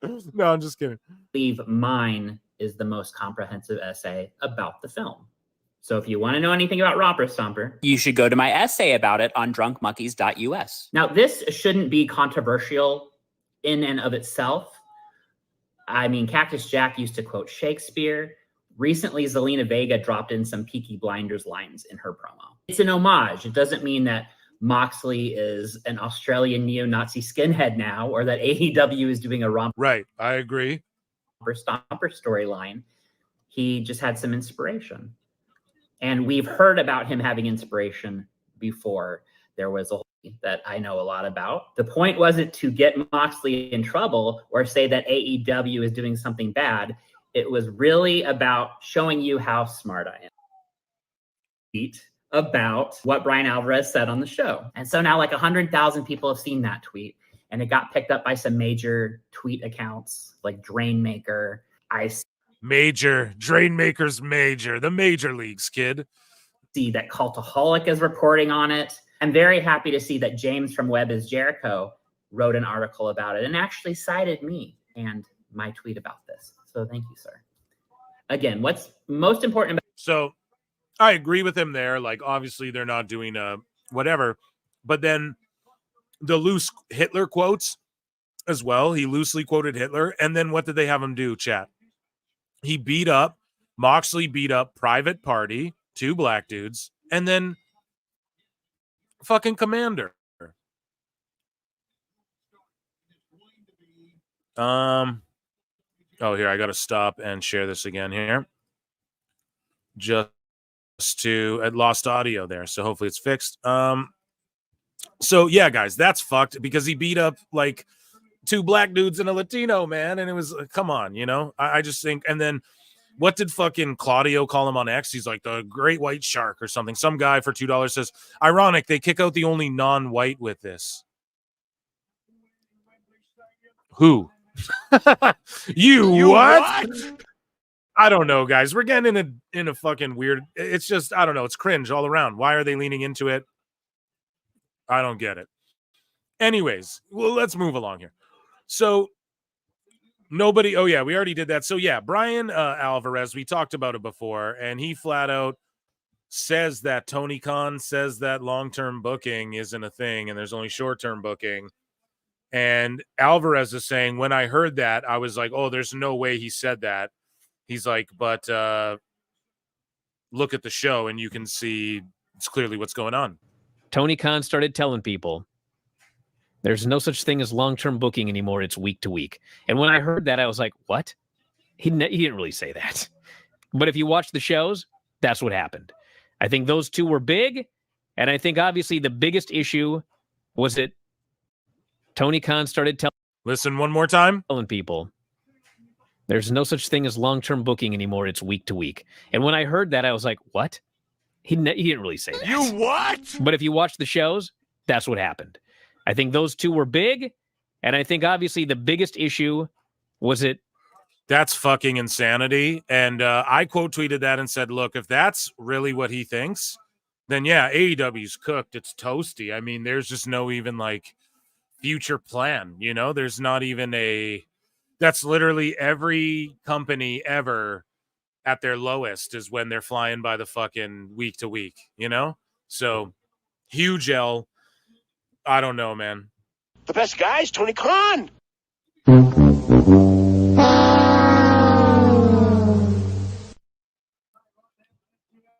Nuts. I mean, I don't even really know what to say. It tells you everything. I'm actually gonna hang on to that.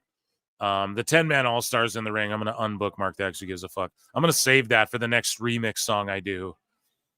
It's going to include that quote in there because it's so ridiculous. Okay, guys, so we want to talk about Monet. We want to talk about Meg the Stallion. So Julian Weeks says, well, no, he owns it. So we'll look at that in a second. But basically what happened was Smackdown is unveiled, right? New logo, new look, all of those sorts of things. And they have a new theme song, and it triggered a bunch of people. And people are saying, you know, wrestling's always been rock. It's not hip hop. That's fucking stupid. Doesn't matter. And like I don't mind the song at all because it's just like a little bop for, you know, just in between commercials. It's Friday night, you're chilling, you know. Me, I like a cocktail, what? Maybe a beer, what? Minecraft, what? And like I watch some SmackDown and fucking, you know, I enjoy it. So yeah, and now Mercedes Moné, and I remember when this was in the news, like Mercedes was pictured with Meg the Stallion and was talking about, yeah, I'll do some with Meg the Stallion or something like that. I remember that was a while back here, but either way, Mercedes Moné says it's true. So this is about like if, well, here, there's another report saying that fucking WWE tried to work with Meg after they heard Monet was working with Meg. You know what I mean? Like, that's the conspiracy, folks. We got to break it down. X-Files. I'm trying to do it the best I can. But really, we need Alex Jones in here. You notice Sammy wasn't on, or was on Dynamite when Monet wasn't. Yeah, exactly. We covered it on the show during the watch-alongs, right? So I said it that night. I was like, if Sammy's on this show and Monet isn't, definitively we have proof of what that they're keeping them separate, okay? And so yes, you're absolutely right, some guy. I appreciate that. The best guy is Tony Khan. And so apparently WWE's watching everything. This is the conspiracy theory out there. Everything Mercedes does, oh, they didn't want her, but they're watching everything she does, blah, blah, blah, blah, blah. And so Meg the Stallion was in a picture with Mercedes. They were talking, maybe we could do something. But I remember way fucking before that, they were talking, WWE was talking with Meg and Cardi B and all these rappers. All the Sexy Red's going to be on NXT again. You know, they try and get all these ladies into the WWE in some form or fashion. So for years now. So Monet's going, it's true. A few weeks ago, I did in an interview. I made the mistake of teasing the idea of working with Megan the Stallion, which made headlines. More recently, it was announced that Mega would be part of the new SmackDown theme. It could all be a coincidence, of course, but then they don't call me the blueprint for nothing. In hindsight, I should have kept my mouth shut about it, but all of you can do is live and learn. And Monet is, they're doing the accent wrong. In French, that's like Monet. An accent, there's accent aigu, accent grave, accent circonflexe.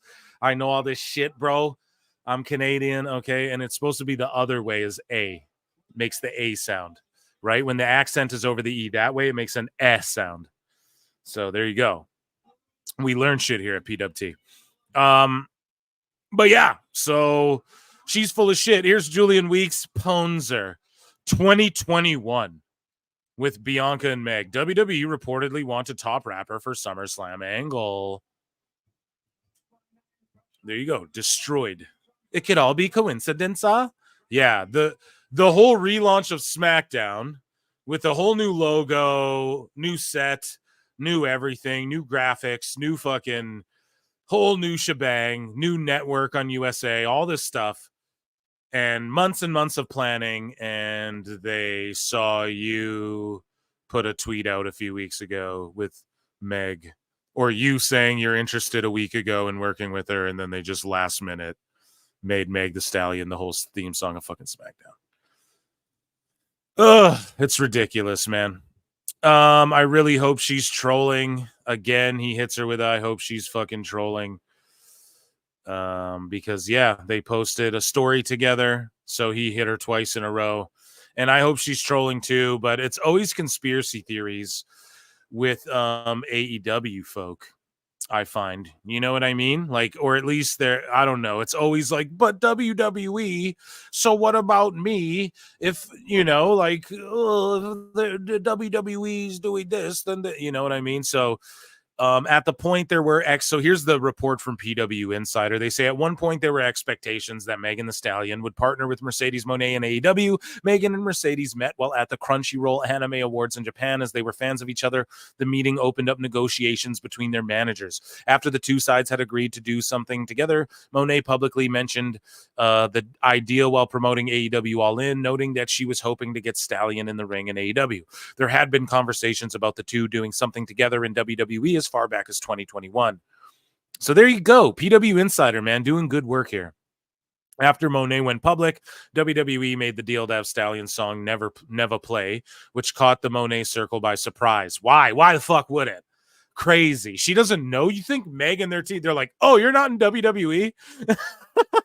They're like, oh, shit, I thought you were in WWE this whole time, man. Crazy. So, yeah, whether this means the end of any potential Monet Stallion alliance remains to be seen, but obviously the WWE deal didn't help.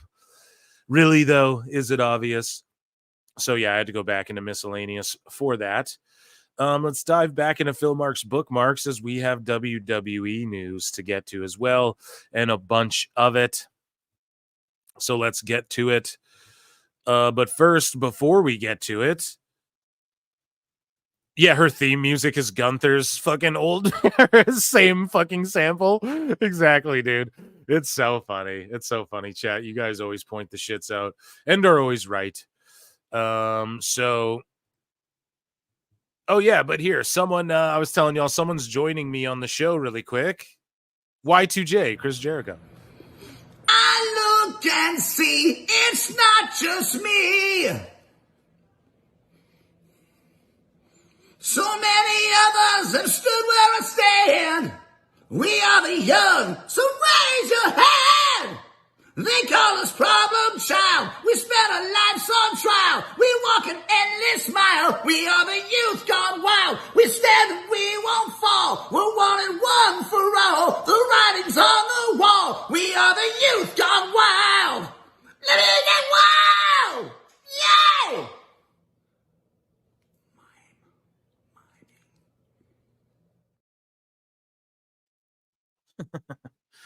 Sorry, guys. I had to answer my phone there for a second. I'm taking my like back. You better fucking not, McSwagger. Sorry, guys. I had to do it. I know you tolerated enough. So, here we go. Dominic Mysterio and Rey Mysterio keeping kayfabe alive in 2024. They were at Noche UFC in the Sphere. We were live streaming it, and I called it out when it happened. And yeah, they were kept separate. Rey Mysterio is with us as well. Listen, so the pop for Dom, no pop, no booze. I think that's his fiance or his wife. I think he got married. Whatever, dude. He's living the dream. Rey Mysterio is with us as well. Listen to the fucking pop for Rey. God, I love that. Mysterio is with us as well. Oh, God, I wish the video was longer, man. Rey deserves that so much. And then also at Noche, what happened was Rey Mysterio met up with Dana White and gifted him the mask unmasked for him. And then he had a backup mask that matched his suit jacket. But that's how fucking famous Rey Mysterio is. Like, that's in Las Vegas, UFC Noche, Mexican Independence Day, and he's getting pops like that, dude. He's with Liv Phil. Yeah, we're keeping kayfabe, dude. Never that. Good to see you. Thanks for coming out tonight, man. I had this mask made. I wore this tonight, but I wanted to get this.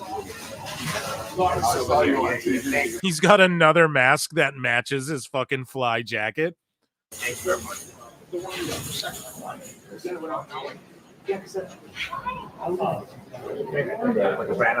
guys got a fight? I really appreciate it. I'm honored. Yeah, it's pretty fucking cool. Moving along. Congratulations to WrestleMania Artist Weekend on his latest single, Dancing in the Flames. Check it out. So we pretty much know Weekend. Well, we do know because now WWE's negotiating to get Weekend to perform at this WrestleMania. So he does have the theme. It is not Travis Scott like everyone was fucking saying, and Weekend, fellow Canadian, and yeah, he was around before he blew up, man. You know what I mean? People knew the man, so it's just good to see him fucking as big as he is, man. That's for sure. I'm telling you, man, that dude came from fucking the bottom of bottoms. So Gunther versus Sami Zayn for the World Heavyweight Championship is reportedly listed on an internal lineup for WWE Bad Blood. I think they've announced it officially. But yeah, there's 5 matches set, so we get more than 5 matches. Word. I don't care if WWE, I trust WWE. If they're like, you get 4, I'll know that it'll probably be good. And there's a reason for it, you know? Means John Cena's coming back cutting a promo or some shit.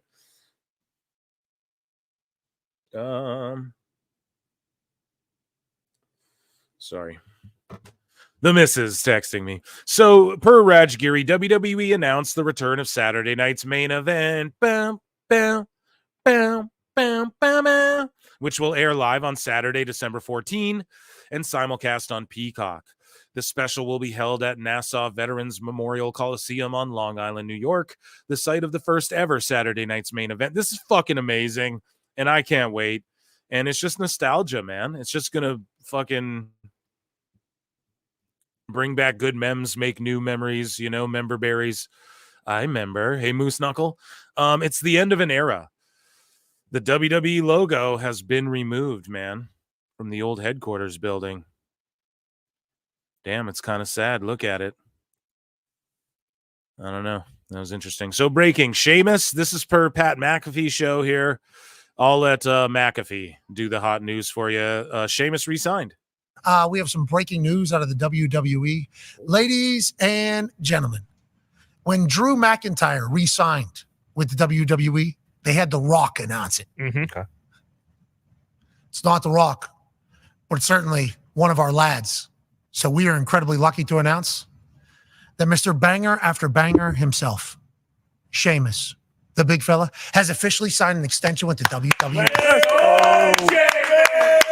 Obviously, Sheamus, the man that traveled over to Ireland and was the only one to pick Georgia Tech over Florida State whenever we had game day over there, and was our host and really showcased us to his entire hometown in Dublin, took care of us, kept us in great spirits the entire time. A man who's been wrestling for the WWE, I think, for 17 years now. Wow. Signs on an extension.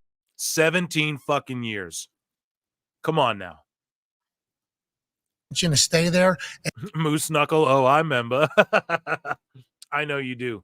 And we'll tell you, fella, we're proud of you, man. You deserve it, though. Yeah. You deserve it. Fuck yeah. Shout out Sheamus, man. We'll give him a round of applause. I'm so happy.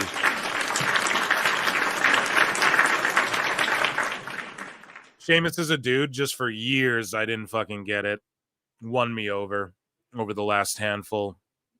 And, yeah, just him and Drew beating the piss out of each other in the Thunderdome. Speaking of the Thunderdome, they were in like the Thunderdome era.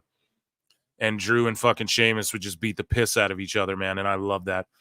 WWE is working on getting Rhea Ripley, Liv Morgan, and Nia Jax all signed up to new deals as well, folks. They'll all resign. I mean, Nia just came back. They fucking... She did business, lost to some people, is on the best year of her entire career, the best run she's ever had with the WWE Women's title. Liv's a world champ. She's working with Rhea, who's #1 woman in the planet. We all know. And why would any of these ladies leave to do what? To be in Deonna Purrazzo's faction? Why the fuck would anyone leave? So Randy Orton's versus Javon Evans is going down in St. Louis. I bookmarked this because you know that this RKO from out of nowhere is going to be fucking insane when it goes down. Javon's going to do something crazy. Orton's going to catch him with something crazy. You don't want to miss, guys. Watch NXT if you're not watching NXT. It just did 10,000 viewers less than Dynamite in the ratings. When it goes to CW, it's going to start beating Dynamite, you guys. I told you guys this from day one. Listen to Phil Marks because I know what the fuck I'm talking about. This was a hilarious botch by the graphics department in WWE. So look at this picture. Ethan Page versus Trick. This person spotted this and this went viral. Look at Ethan Page's hand. It's like a black dude's hand holding the belt with Ethan Page. Like, how fucking funny is that? Like, who even spots that? I would have never noticed that. No, I would have for sure. Bugs the shit out of me, actually. Guys, so the Vince McMahon doc drops in like 4 days or something. I don't know. I might come and review each episode on the podcast, or maybe I'll like review and write notes, or maybe I'll EFAP it all with you guys on Patreon or something. I don't know. But I cannot wait for that shit. It's like Christmas for me, okay?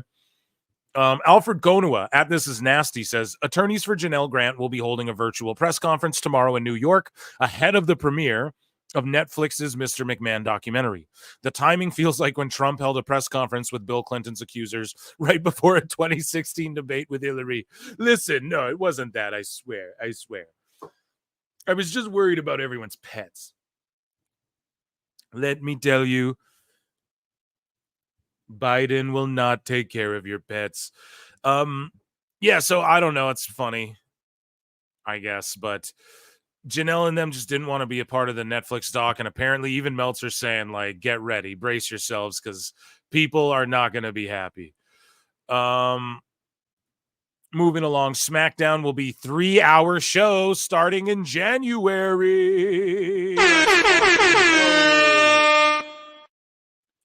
So, like, everyone, I got Chris Connor on here, everyone arguing with me. Oh, well, is it going to be? We don't know with the Netflix Raw.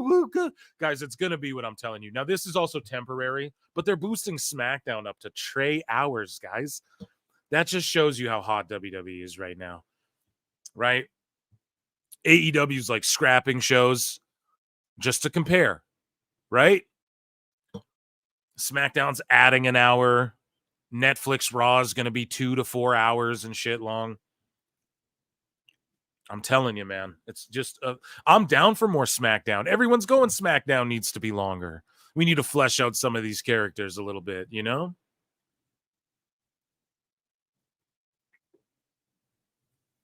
I'm way excited. Chugging some Red Bull. Okay. So, Cody Rhodes versus Solo Sikoa. Undisputed championship match in the cage.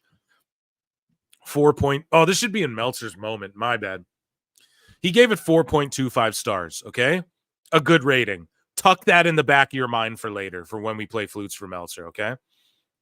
Because that's important to remember.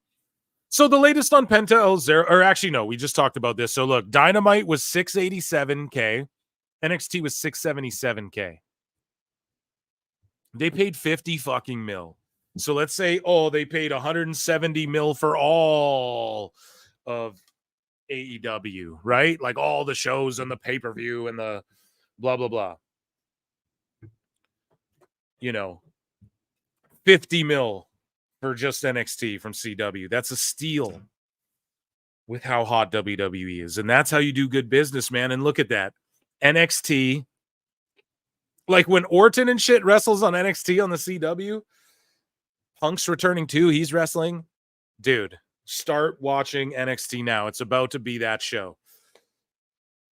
It's like one of my favorite wrestling shows, man, for sure. But yeah, they were 10,000 behind. I mean, how do you justify that? You know? So the latest on Penta El Zero Miedo and Rey Fenix, the Lucha Bros leaving AEW and heading to WWE. Penta is confirmed, but we knew that all along. For Phoenix to come in, that would mean Tony Khan allowed him to leave early as Phoenix was out for a year due to injuries that would be added to his contract. So, Tony, you talked all that shit. Let Phoenix go. Now, apparently, the Lucha Bros, according to Meltzer, which we're going to get into in a bit, or is it Meltzer? No. Actually, it's a different dirt sheet, so we'll get into it. But they're claiming that they're not even out of AEW contracts yet. So the fact that WWE is creating merchandise and has rumors of signing them, debuting them on the main roster, there's people out there, dirt sheet claiming that fucking the Lucha Bros are still technically under AEW contract. So that this is just some huge contract tampering fucking ordeal. Like Rey Fenix isn't even technically let out of his contract, etc., etc., etc. So we are going to get into that in a bit, okay? That's still to come, folks. So we're going to unbookmark that. But NXT Level Up might be discontinued. Now, I was just talking shit about, WWE's discontinuing show, or AEW's discontinuing shows, NXT, whatever. Here's the thing, right? I've been preaching from the high heavens. We need to stop showing everything from NXT on fucking TV. If NXT's already too much, why is there a Level Up? You don't need main event. So if you guys notice, they're starting to wrestle like Sol Ruka's wrestling on main event, and they're going to scrap main event too, because Saturday night main event, they probably don't want the cross reference there, like the cross branding there. Or if they don't scrap main event, they'll just switch it back to Superstars or Velocity or Heat.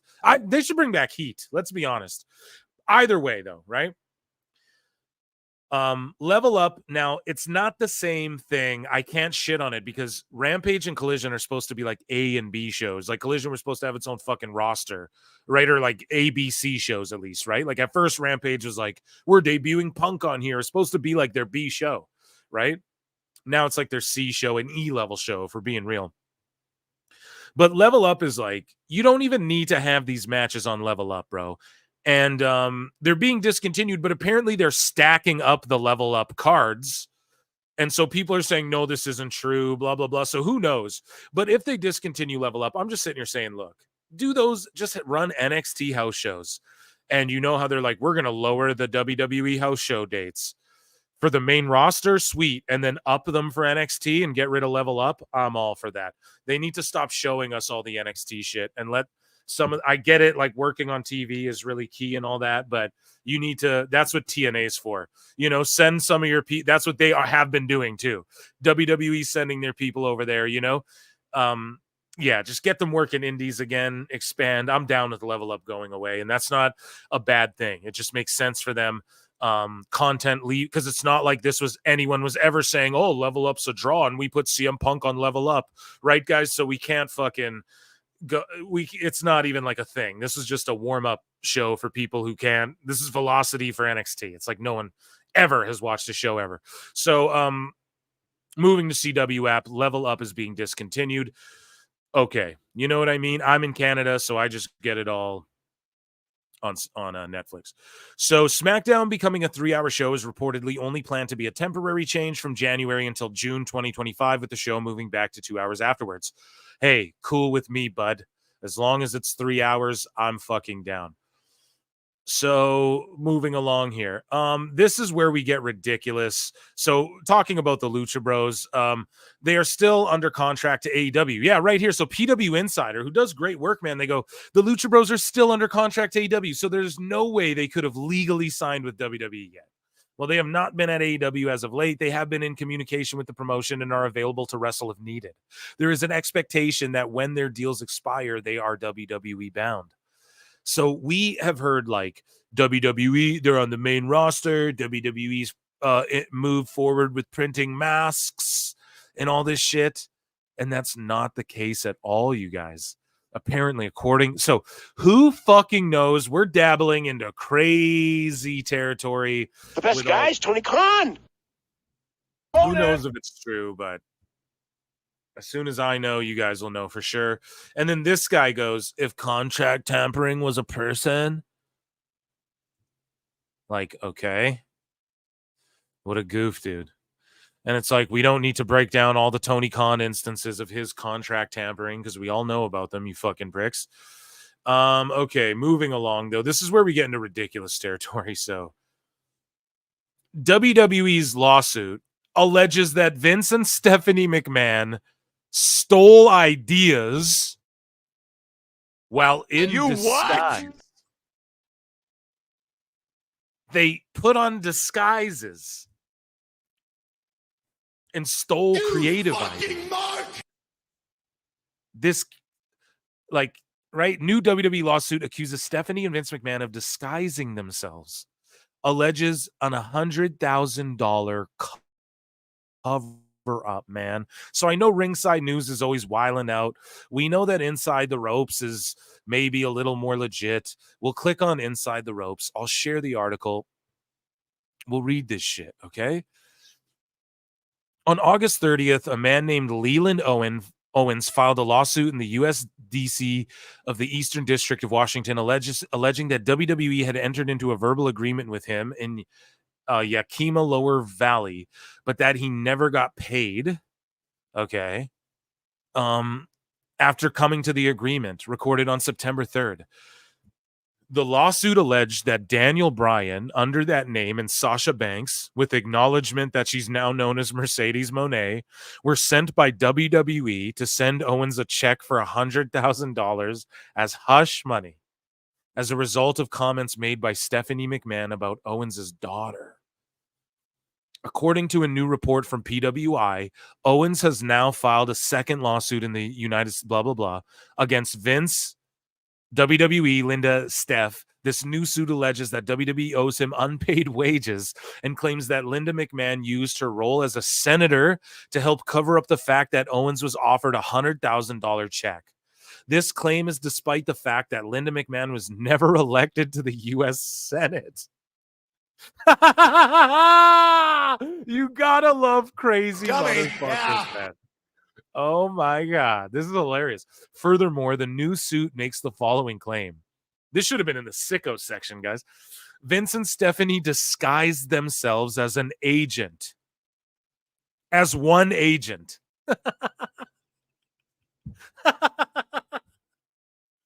To try and get away with all my ideas.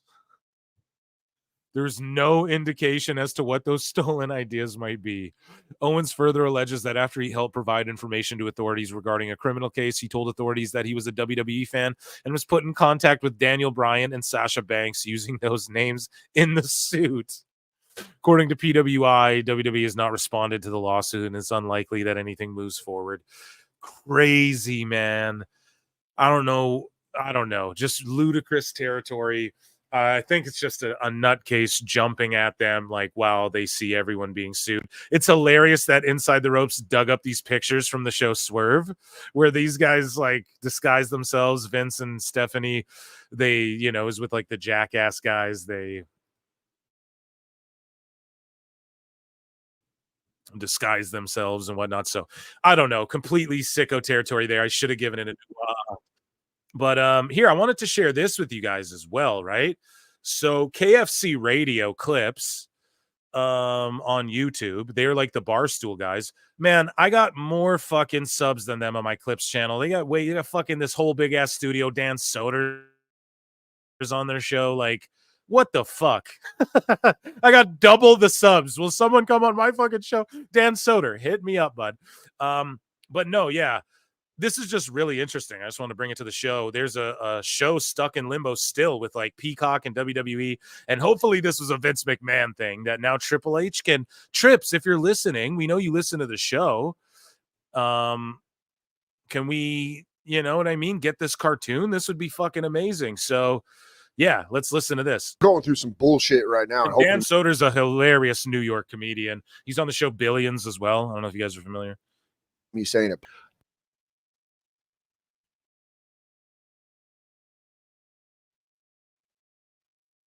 Dan's up on all this shit. I know he's a big wrestling fan. He does hilarious impressions, but I think it's because WWE's like, well, dude, Peacock owns this, but we don't want to. If Stone Cold's making some shit, we want to be a part of it.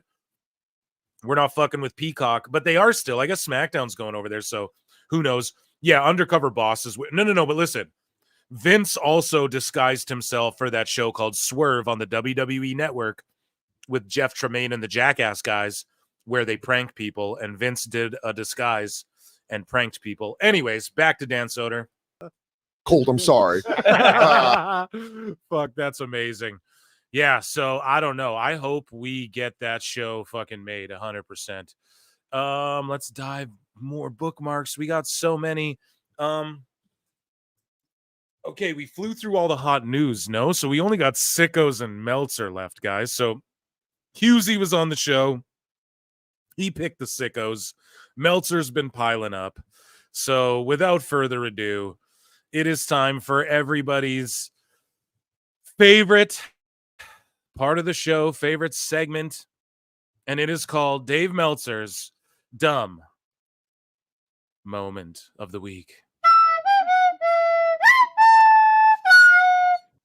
Flutes in the chat, flutes in the chat, flutes in the chat, flutes in the chat, flutes in the chat, flutes in the chat.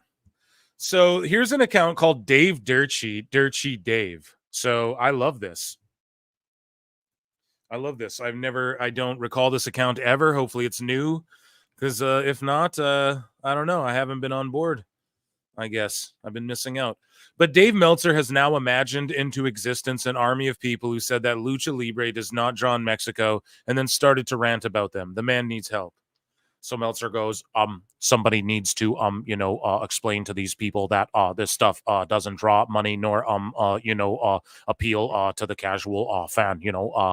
Batman, actually, please don't, ruin this mantra by saying there are 15,000 to 25,000 fans every week in this arena alone, and more true casuals than any place in the world watching live. But some fans will then say it's not fair and it doesn't count. So this guy says, oh my goodness, with what a great sequence for a near fall right there. I don't know, man. Meltzer is just imagining it, like this person said, that there's people out there saying, oh, Mexico doesn't draw. And they do draw. And it doesn't draw in America, Dave. Just because it draws, go report on Mexican wrestling, Dave. Conan's putting on I'm smoking that Perry pack, okay? Smoking on that Davy Wavy right now in Minecraft, okay? Listen, Conan fucking puts on big shows all the time. Report on that if the flippy shit say the Bucks should move to Mexico. Wouldn't that be great? Put on fucking masks. AEW Neckbeard says Will Ospreay must be the greatest wrestler of all time. So Inside the Rope says Will Ospreay now has 42 matches rated 5 stars or higher. That's more than Okada. Hold on. We got to do this correctly. That's more than Okada, Ric Flair, Kurt Angle, HBK, Steve Austin, Chris Jericho, Edge, Triple H. I said Triple H. I said H. I said H. I said 3 H's. And The Rock combined, dude. All of them combined. It's also more than the whole of WWE, WCW, ROH, Jim Crockett Promotions, TNA, and ECW combined. All of those promotions combined don't have as many stars as fucking Will Ospreay. Are you kidding me? 42 matches rated 5 stars. Dude, I don't think I've even seen 42 5-star, honest 5-star matches in my life. If I boiled them down, you know? Fucking crazy. And remember what I told you earlier about Dave rating that Cody match 4.25. Don't forget that, okay? And I'm not sure. So Meltzer said what the GOAT says, Dave, you are either a complete fraud and willful I can't even talk. I'm Meltzering, my word. Dave, you are either a complete fraud or willfully ignorant, or you have the cognitive decline of an Alzheimer's patient. If the latter, I apologize. Yeah, true that, because that could be real, dude. You know perfectly well that this September SmackDown was not going to do the best number since the SmackDown after Mania on Fox. So Meltzer saying, SmackDown did 1.72 million and a 5.5 demo or whatever the fuck this stupid shit means. Meltzer, shut the fuck up. Anyways, I'd consider that excellent, even with the return of Reigns and the title cage match, especially for a Friday. Same show on Fox would probably be in the 2.4 to 2.5 million range. So let's say 70% meaning normal in the 1.5 million range, I think. We'll know normal in a few. The fuck is this guy talking? What? It's just like, I'm sure he. Oh, what, Phil? You actually, Phil. Actually, you know, I'm sure he'd break down the maths, but it's just like, you fucking just shut up. Like, fuck you talking about? God.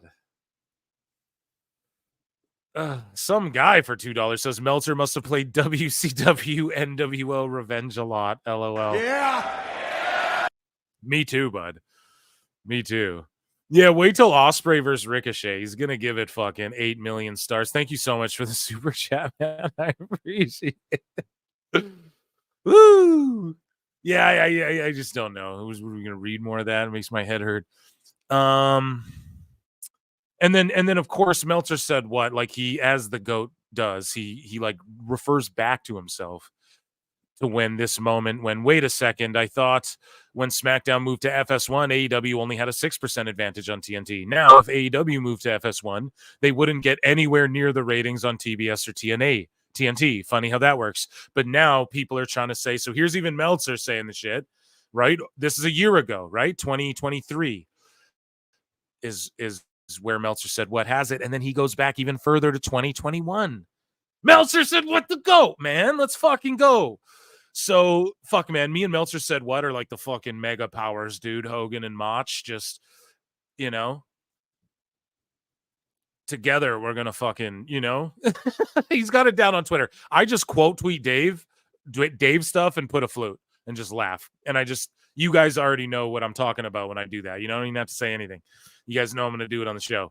Meltzer said what, he's out there putting puzzle piece and he's DMing me. Whenever he has a drop like this too, he DMs it directly to me. And then always, if he needs more he even like theorizes shit to me on the low before he goes out with it too. I love the man, shout you out. He'll never come on the show. He does not give a fuck about making anything about him. He just loves pwning Meltzer. So anyways, yeah. Basically, he goes back and just shows how Wavy Davey himself was talking about how AEW, if they go to FS1, it'll be an L. And then now all this time later, they're trying to spin it like Fox is a W and all. It's not. Speaking of which, as we move along, Steiner math. We got Steiner math. Yeah, actually, if 1.5 in a 5.5 demo would be a 2.5, if 70% of the 1.5 went back to the 2.9.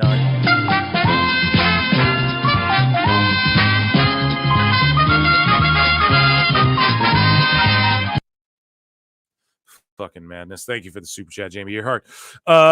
Wrestle Talk TV. Support Wrestle Talk, says Dave Meltzer believes AEW's rumored new show airing on the Fox network is a long shot. With FS1 a more likely destination, stating that the company would need to treat it as an A show on par with Dynamite if it were to land on Fox. Well, exactly. And what do you mean? They already treat Dynamite like a piece of shit show anyways. That's the fucking thing, man. Like, they already treat Dynamite like shit. So what are you talking about, Dave? They'd have to treat it like Dynamite. What? Like a piece of shit? Like some shit that no one cares about? Like a fucking empty ass dark building? Like what do you mean? Like craziness. But anyways, if it goes on FS1, they will be like, it's the highest rated, it's breaking FS1 records. That'll be the spin and shit, guys. What? Because they're not drawing on FS1. Doesn't draw, there's no show. It doesn't have shit on there. And when WWE goes on there, maybe I'm misspeaking too. I gotta fucking listen to Eric Bischoff. That's what I'll tell you. He did him, and it wasn't Conrad. Oh, come on, it's not very fair, Phil. You're promoting the episode I wasn't on. But yeah, Conrad wasn't there. It was someone else, and it was a Wise Choices with Bischoff. And they break it down way fucking better than I can on the TV side. Eric did these deals, bro. So funny. People get triggered by him of all people. I get Cornette. I get you could get triggered by Cornette because he's old school, and people can go, oh, well, he's the old wrestling, and he's just being outrageous for and all that. Eric's not. He's just looking at this like, dude, I did this shit already. Like, will you listen to me?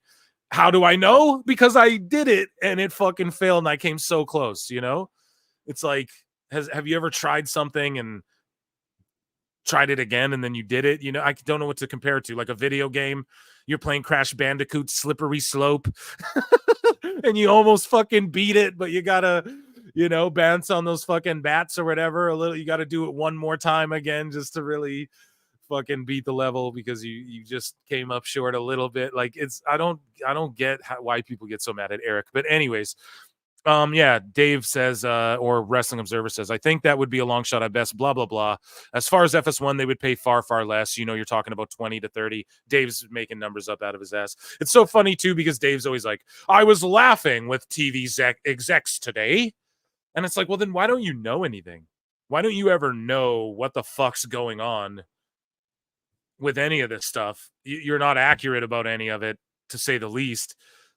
And somehow you are laughing it up, drinking fucking tea, eating crumpets with TV execs.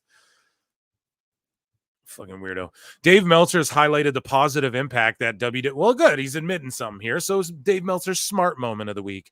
WWE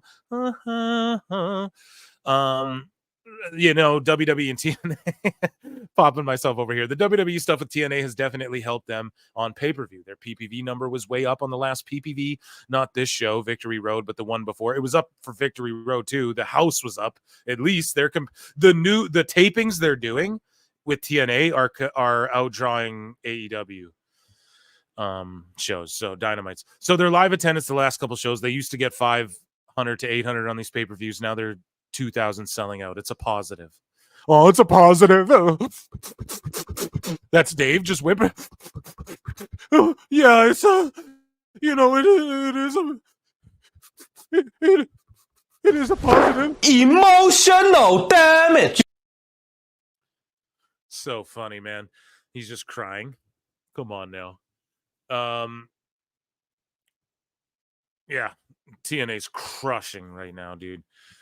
And they're selling out. They're doing more, like for their TV tapings. They're going to start doing more than Dynamite as well. And then we're going to see TNA get a big fucking.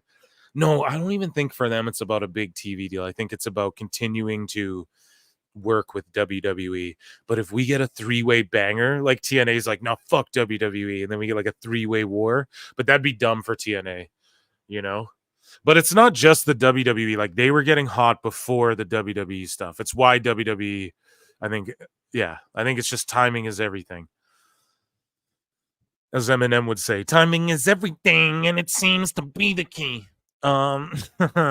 Wrestle purists say sources indicated this past week that AEW Rampage would not be continued with the new media rights deal. The third show, likely called AEW Shockwave. Think about this, man. The third show, likely called Shockwave, so they get rid of Rampage to add the Shockwave. Nah, I think they're getting rid of Collision and Rampage. That's my conspiracy theory, because I don't know. It seems too crazy to just get rid of one and then, we're just replacing it. They would just keep the name, bro. It wouldn't. Maybe there's something to that. No, come on, Phil, you're wrong. I was laughing. Actually, no, you're wrong. I was laughing with TV, execs and Tony Khan. So yeah, I don't know. It's gonna be shopped around. Who cares? It's gonna be fucking draw. It's gonna 100,000 people are gonna watch it. They're just gonna put on some matches and no one's gonna care. Julian Weeks responds to Dave here and says, dog, I have not seen one person on here complain about them not finishing on time. LOL.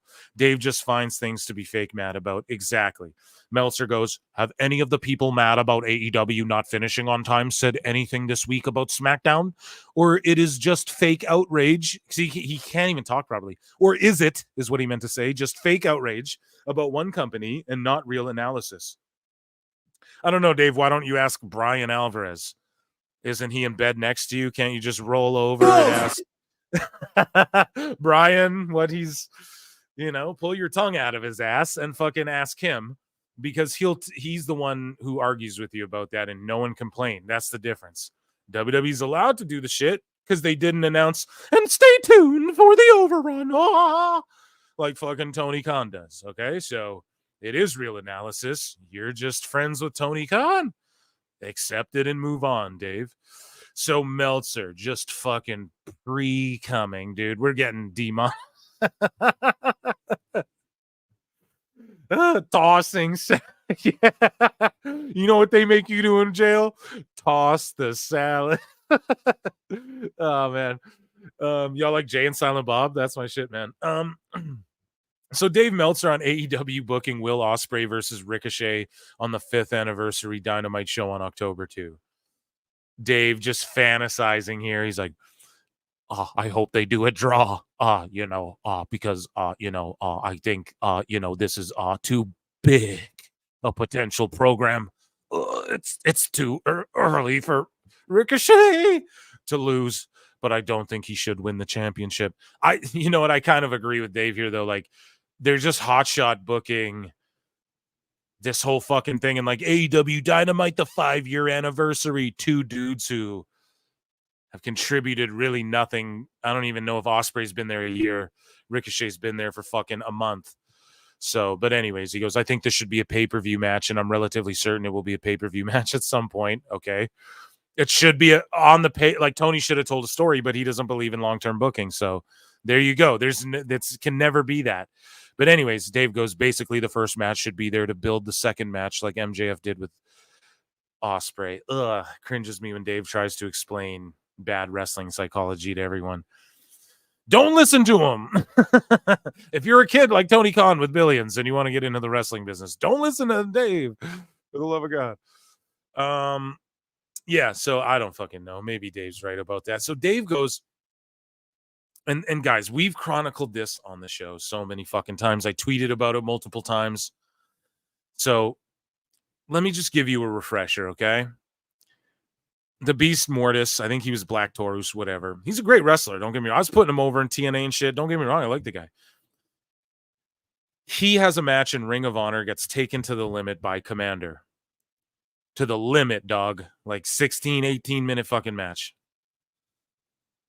Commander, and now I'm supposed to believe Ring of Honor and AEW just bleed over and they just all hop around and the Ring of Honor belt can be over and all this shit. So this is why in Tony's universe, right? I'm trying to use their logic here. Okay. So Mortis gets taken to the fucking limit by Commander. Dave Meltzer goes out on his fucking show not long after, like a week later, and goes, And I've chronicled this all. And Dave goes, well, Commander's basically a jobber. Hologram's better than that. And he's not much better, but, Commander's really good, but Commander's jobber tier. And I was just like, and I speculated on my show. I'm like, well, why does he even know that? Why does he say that? How? He just took Mortis to the limit or whatever. And everyone's gushing over this Mortis, this Taurus guy or whatever. What the fuck? And I was like, man, Dave always backhand buries people. Like, he always does this, man. Even the people he thinks he's complimenting, he just buries them backhandedly. He's so unaware, he doesn't realize he's even doing it. And so I'm like, well, why does Dave think he's a jobber? Is Tony Khan texting him and telling him he's a fucking jobber and shit? And like, Commander did lose that match, whatever, but he took Taurus to the limit, man, on a Ring of Honor pay-per-view. It was like Death Before Dishonor or some shit. So anyways, then we don't see Commander for a while. Then all of a sudden, Commander's on TV with Private Party doing Lucha House Party dance moves and shit. They're doing Lucha House Party shit with Commander. Then Marina Shafir comes out and chokes him out. Commander. And I go, oh, well, Dave was right. Commander's a fucking jobber. Wow. Like, Tony obviously told him that, because what the fuck? And Commander's a jobber. Holy shit. He's got choked out by a chick and they think he's Callisto or whatever. So what the fuck? And then Dave comes out here now. So after all that, Dave comes out here and goes, oh, they need to strap the Rocket to the Beast Mortis and push him to a championship win in AEW. When and why? Dave, why? And also, he was just taken to the limit by a jobber like last month. I swear on my fucking life, it was like a month ago. So what are we talking about, dude? In order for that to happen, for him to get no one can get a rocket push in AEW. Just putting a belt, I could make a belt right now, send it to fucking Alt Jake, and it doesn't mean shit, okay? The rocket push means like there's no rocket to be strapped to here yet. We don't even have liftoff yet, Dave, with the whole company. So to me, it's hilarious. He gets taken to the limit by someone Dave calls a jobber, and then like a month later, Dave's going, strap the rocket to this guy. Like, where's the psychology behind that, Dave? And you're always talking about the psychology, and I know my tongue's out, Caddy, lick the ropes, Young Bucks. Crazy, man. So anyways, they need to do something with this Mortis guy because he is getting over. To who? To who? Meltzer said people don't know Roman Reigns and Mystico's a global superstar. That's what he fucking said, and he's saying, oh, man, he's getting over, and he's fantastic. Who's it getting over to, bro? He's beaten a lot, but everybody knows he's great. Who's everybody? Dave, you and your circle jerk of friends know he's great. I think he's amazing. He has not anywhere had a push or had any semblance of fucking anything than being like another lucha dude, bro. And gimmicks like this are hard to get over in like America and stuff. So figure it out, man. Like, understand that, Dave. It's just like the lucha stuff, right? Dave, no one's saying CMLL doesn't draw. Because they do draw in Mexico, Dave. So here, you got to do like a Lucha Underground thing for people to get it, for people to, and even then, people didn't appreciate Lucha Underground until later, But anyways, they've got all these belts out there. He should just win one of them. See, to Dave, it's like, oh, yeah, you should just win one of them. Yeah, all these belts. Yeah, just win one of them. Yeah. That's how you do it. No long-term, just win one of them. Google Bucks Halloween costumes looks like Meltzer. Yeah, guy, we've gone over that on the show before. Thank you, some guy, for $2. Man.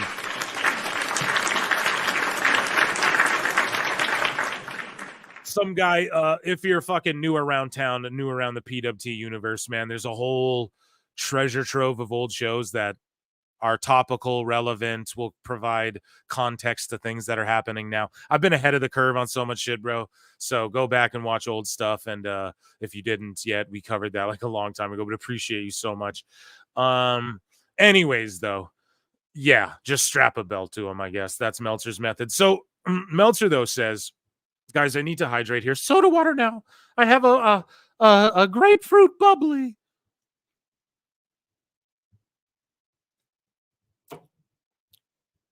Dave Meltzer says when he was interviewed for the upcoming Vince McMahon docuseries, God, I was hoping they didn't interview him. I'll backtrack. Much love. Yeah, some guy, don't worry about it, man. I tell everybody that this show is so important. It's important to check out every show. if you can, because I'm telling you, man, I'm always pointing shit out. We chronicle this shit. It's like episodic almost, you know? It's like, yeah, everything I bring to the show, there's a purpose. And those who know, much love to you as well. Thank you for being here, man. Appreciate you. But yeah, Dave Meltzer says when he was interviewed for the upcoming Vince McMahon docuseries, which I was praying he wasn't, every expected aspect of his story was covered. Says some people in WWE are unhappy with it. And Dave says, I can only say that the director who did it covered with me every single thing that I would expect someone to cover. There were no stones unturned. What the final product is, I know there are people in WWE who are not happy with it. I don't know how far it is to Vince, but there were people there unhappy. And it's in brackets because he doesn't finish sentences. There were people there, you know, and then Alvarez comes in. Oh, unhappy, right, Dave? That's why that shit's in brackets, because he doesn't finish sentences and shit. Crazy old man, crazy old coot. Pardon me.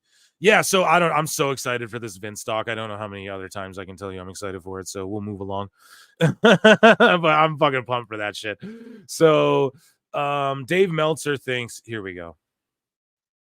Remove it. Dave Meltzer thinks Hangman Page is a franchise player for AEW with an aura now more than he's had before. Dave is just trying to use like all the fucking Twitter lingo now. He's like, I'm a cool dude. Fucking. So Meltzer thinks Hangman has aura now more than he's had before. I disagree. I think he had more aura before, dude. I think at the start of AEW, I always looked at Hangman as a guy who was like, dude, he could be the Triple H of like WWE one day, or even AEW when that started. Like the guy who's always kind of looming around the world title. And like whenever Kenny or whoever your tip top, like Jericho was there at the time, you thought Cody was going to be one of those guys, but it was like whenever your tippy top guys aren't like holding the belt, you know, you have him. He's like the dude, like the Triple H. He's just kind of there mid card to upper. Like I always looked at him as that. And I always looked at him as a guy that would thrive in WWE with them able to like work with him on developing his character and what he's going to say and how he's going to be presented and all that. And I just don't like the storylines they've given him. At one point, he was doing good stuff with like him versus Kenny being tag champs and stuff like that. That, you know, they were doing good stuff. I'm not going to say he's never been compelling to me. Like back in the Bullet Club days, I loved Hangman. But yeah, dude, this whole Swerve stuff has just left sour fucking taste in everybody's mouths, I feel like. Honestly, and the people who are like, oh, I love it, they're not talking about it. Like, no one's like, yo, for real, this cooked, this ate, and like showing the hypodermic fucking needle spot. Because no one really, like, you know, people go and like watch a Saw movie, but there's very few people, unless they're probably fucking crazy, who are like, yeah, man, and when the Saw, like this moment, I don't know. Maybe I'm wrong about that, but it's not like. I have my favorite like Freddy kills and shit, but those are funny, you know? And it's like obviously cheesy and fake, you know? This is like supposed to be presented as somewhat real, and we're doing like real cinder block bumps that could just like really fuck your back up, you know? People have fucking ended their careers from way less back bumps, you know? So not that like I'm sitting here judging, like do what you want. It's your body. Jackass. I don't judge it. I watch it and laugh, you know, but like, is that what you want it to be where we're watching and laughing? Or anyways, though, Meltzer goes, he's a franchise player to me. He comes off to me like he could be world champion right now. Well, he was before Dave. He's really killing it. I really think that after the last match, I think people want to see him in Swerve still. No one wants to see it anymore. It's not run its course. Yes, David did. Could be the best feud in the history of the company in some ways. Oh my fucking God, man. I mean, what? That's subjective, but come on, dude. The early AEW stuff washes the last like 3 years. The first year washes like the whole last 3 years for sure. Anyways, he's got an aura now more than he's had before. Disagree. He's more confident on his promos, which is a big deal. He's always had decent promos. He's always had good matches too, I found. Like him and Mox would have good bangers. I know people, oh, come on now, Phil. But I always felt like when they were gonna have a match, it's like, okay, this is gonna be a banger. His work has never been questioned. He just comes off like a big star right now. I just disagree. I think the whole a big star to who? Like the fucking 600,000 people watching the show. Dave, you gotta understand the to be a big star, they're not sticking needles in mouths and shit, bro, unless they're like starring in a Quentin Tarantino movie or something, bro. So like, no, it's not a big star. You know, that's what's crazy to me. A big star, like who? Like you mean like Liv Morgan? Oh, well, Liv Morgan got slashed in a Chucky movie. Okay, that was a Chucky show or movie or whatever. You know, we're talking like in AEW, bro. He did that needle shit and everything. It's just that's not what big stars do. So I don't know. We live in crazy times. Anyways, Meltzer said what the goat says. We're getting closer to the pick, so we get another fucking fight between these goobers. We're getting closer to the big F4W divorce of 2025. Alvarez was forced to once again take on the beast Meltzer over different DVR systems, recording the overrun for AEW WWE. So we've chronicled this on the show more than one time. We played the argument over in the past, right? Like, we're gonna fucking just listen. You guys know what happened. They've been arguing over this so many times, and then it's hilarious because I played for you guys, or I read to you guys Meltzer's tweet about, oh, are people gonna complain about the Smackdown overrun and the DVR shit? Well, I don't know. Ask Alvarez. You know, they get in a fight again over the same silly shit. I love it. Let's go. Here, I'm going to big this. I know you were at Smackdown on Friday. You know that Smackdown actually went over and everything? Yeah. You know? What's the point? The point is Smackdown. What are you getting at here? Immediately. Yeah, and? I know you were at Smackdown on Friday. You know that Smackdown actually went over and everything? Yeah. You know? What's the point? The point is Smackdown. What are you getting at here? That the DVRs didn't pick it up. Did they not pick it up? Mine didn't, except I recorded the next show. It went off right before Cody got in the ring. Roman was talking, and then it went off the air. I don't know if this is the case. But somebody tweeted me, but I've only had one person tweet me this, who said that. So he's had one person tweet him this. They watched it, the TNT Sports, which is the UK version, that it went off the air in the middle of the show. I mean, not, in the middle of that interview segment too. But I got tweets. And who tweeted him that? Someone watching from the UK or someone streaming it illegally on a pirate ship, and that's why it's a UK stream. Just throwing out an X-file. From a lot of people who were watching on DVR and didn't record, the end of the show. They should get their shit together then. Well, week one, but guess what? It's if you after week one, it's on you. It's on you. No, don't get me started. Dude, Dave just has to fucking, oh my God, dude. He just can't help himself, man. Oh, then it's on you. How fucking funny is that, man? Then it's on you. Yeah, hit that. I mean, I'm not gonna ask you guys. You guys are asking, not me. So, but how fucking funny is that?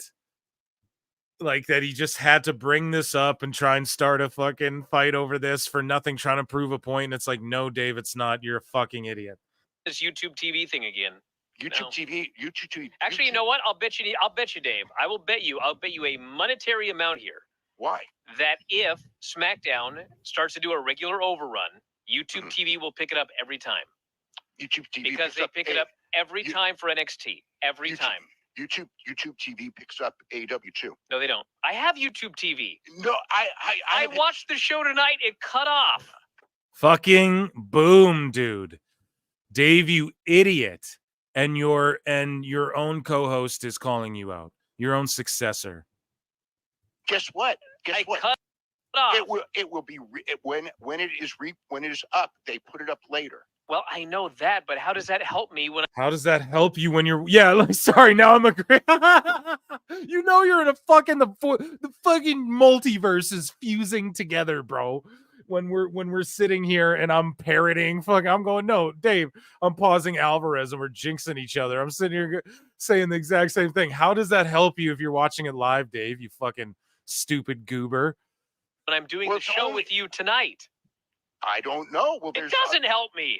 Okay. So Oh, we have to review right when the show's done, and I'm doing a review show with you tonight, and hours later, it'll be up. But I can't review the ending, I guess. you'll complain, but I will complain. Okay, but the fact is that my system, if I had not recorded it, it would have cut me off on SmackDown. Well, but it's like, like sports, like everything, like the freaking award shows, like everything. I will bet you anything that WWE will set it up so that it will always record at 9 extra minutes like it does for NXT every week. They didn't do it this week. They didn't do it this week. But I will bet you if this is a regular overrun, it will be handled. It has still not been handled by AEW. Okay, it was not handled by WWE either. It was not handled on day 1. We'll see how it goes on week 2. Okay. Legendary classic. Another one for the vault. I'm gonna hang on to that one too for my next remix. I got another music remix coming for you guys. So Dave Meltzer has detailed a best and worst case scenario for AEW's new media rights deal with WBD. A total worst case. So like, Dave, again, you're making this shit up, bro. You don't know. A total worst case scenario for the deal would be that the $170 million includes purchasing the rights to all pay-per-views. So for AEW, there's no more pay-per-view revenue. It's baked into the deal. An absolute worst case scenario for revenue is $232 million. A best case is $282 million. Okay, so Dave goes, a total worst case scenario is $178 million. That includes the pay-per-views. And then he goes, an absolute worst case, even worser scenario for revenue is $232 million. A best is $282. But both those could include $0 for any prospective deal with Fox. Oh my God, man. Adjusting for inflation, there were absolutely WCW years that beat that. But see, they just want to beat Bischoff. And I get it. Dave's trying to put it in like a historical context, but they're so interested in like beating WWE and beating WCW and But for gross revenue, no company other than WWE would have ever done that number. That number would be reasonably profitable at 232 and exceedingly profitable at 282. But we don't know that, Dave. Let's say they lost 150, then 150. We know about 1 year they probably lost 150. Let's say they lost 150, 150. You know math, Dave Meltzer? You were just spitting a bunch of bullshit numbers up over there. So, like, that it's not, man. It's not exceedingly profitable. If the talent's 100 million, dude, it's not exceedingly profitable. Maybe if it is per year after like a few years, but then you got to clarify that. You know what I mean, chat? You got to clarify that if you're going to say like in a few years, because in a few years a comet might hit the planet Earth and we'll all be fucking dead. So anyways, we talked about Mortis. We talked about Ricochet. Ricochet and the Beast Mortis fought each other. We talked about Sikoa and Cody. Call back. Remember, chat? I told you earlier in the show. I said, tuck it in the back of your mind. The cage match, 4.25 stars. Cody and Solo. So in Meltzer's mind, Cody and Solo in the cage on SmackDown is the same as the Beast Mortis versus Ricochet, and both are worse than The Rock versus Hulk Hogan at WrestleMania 18. You fucking mark! I pieced that together for you guys here, okay? Did you guys see the axe kick? I don't want to get Don Stevens. Ricochet threw that axe kick and missed. Did y'all see that? Now, that is the same as the cage match from the SmackDown.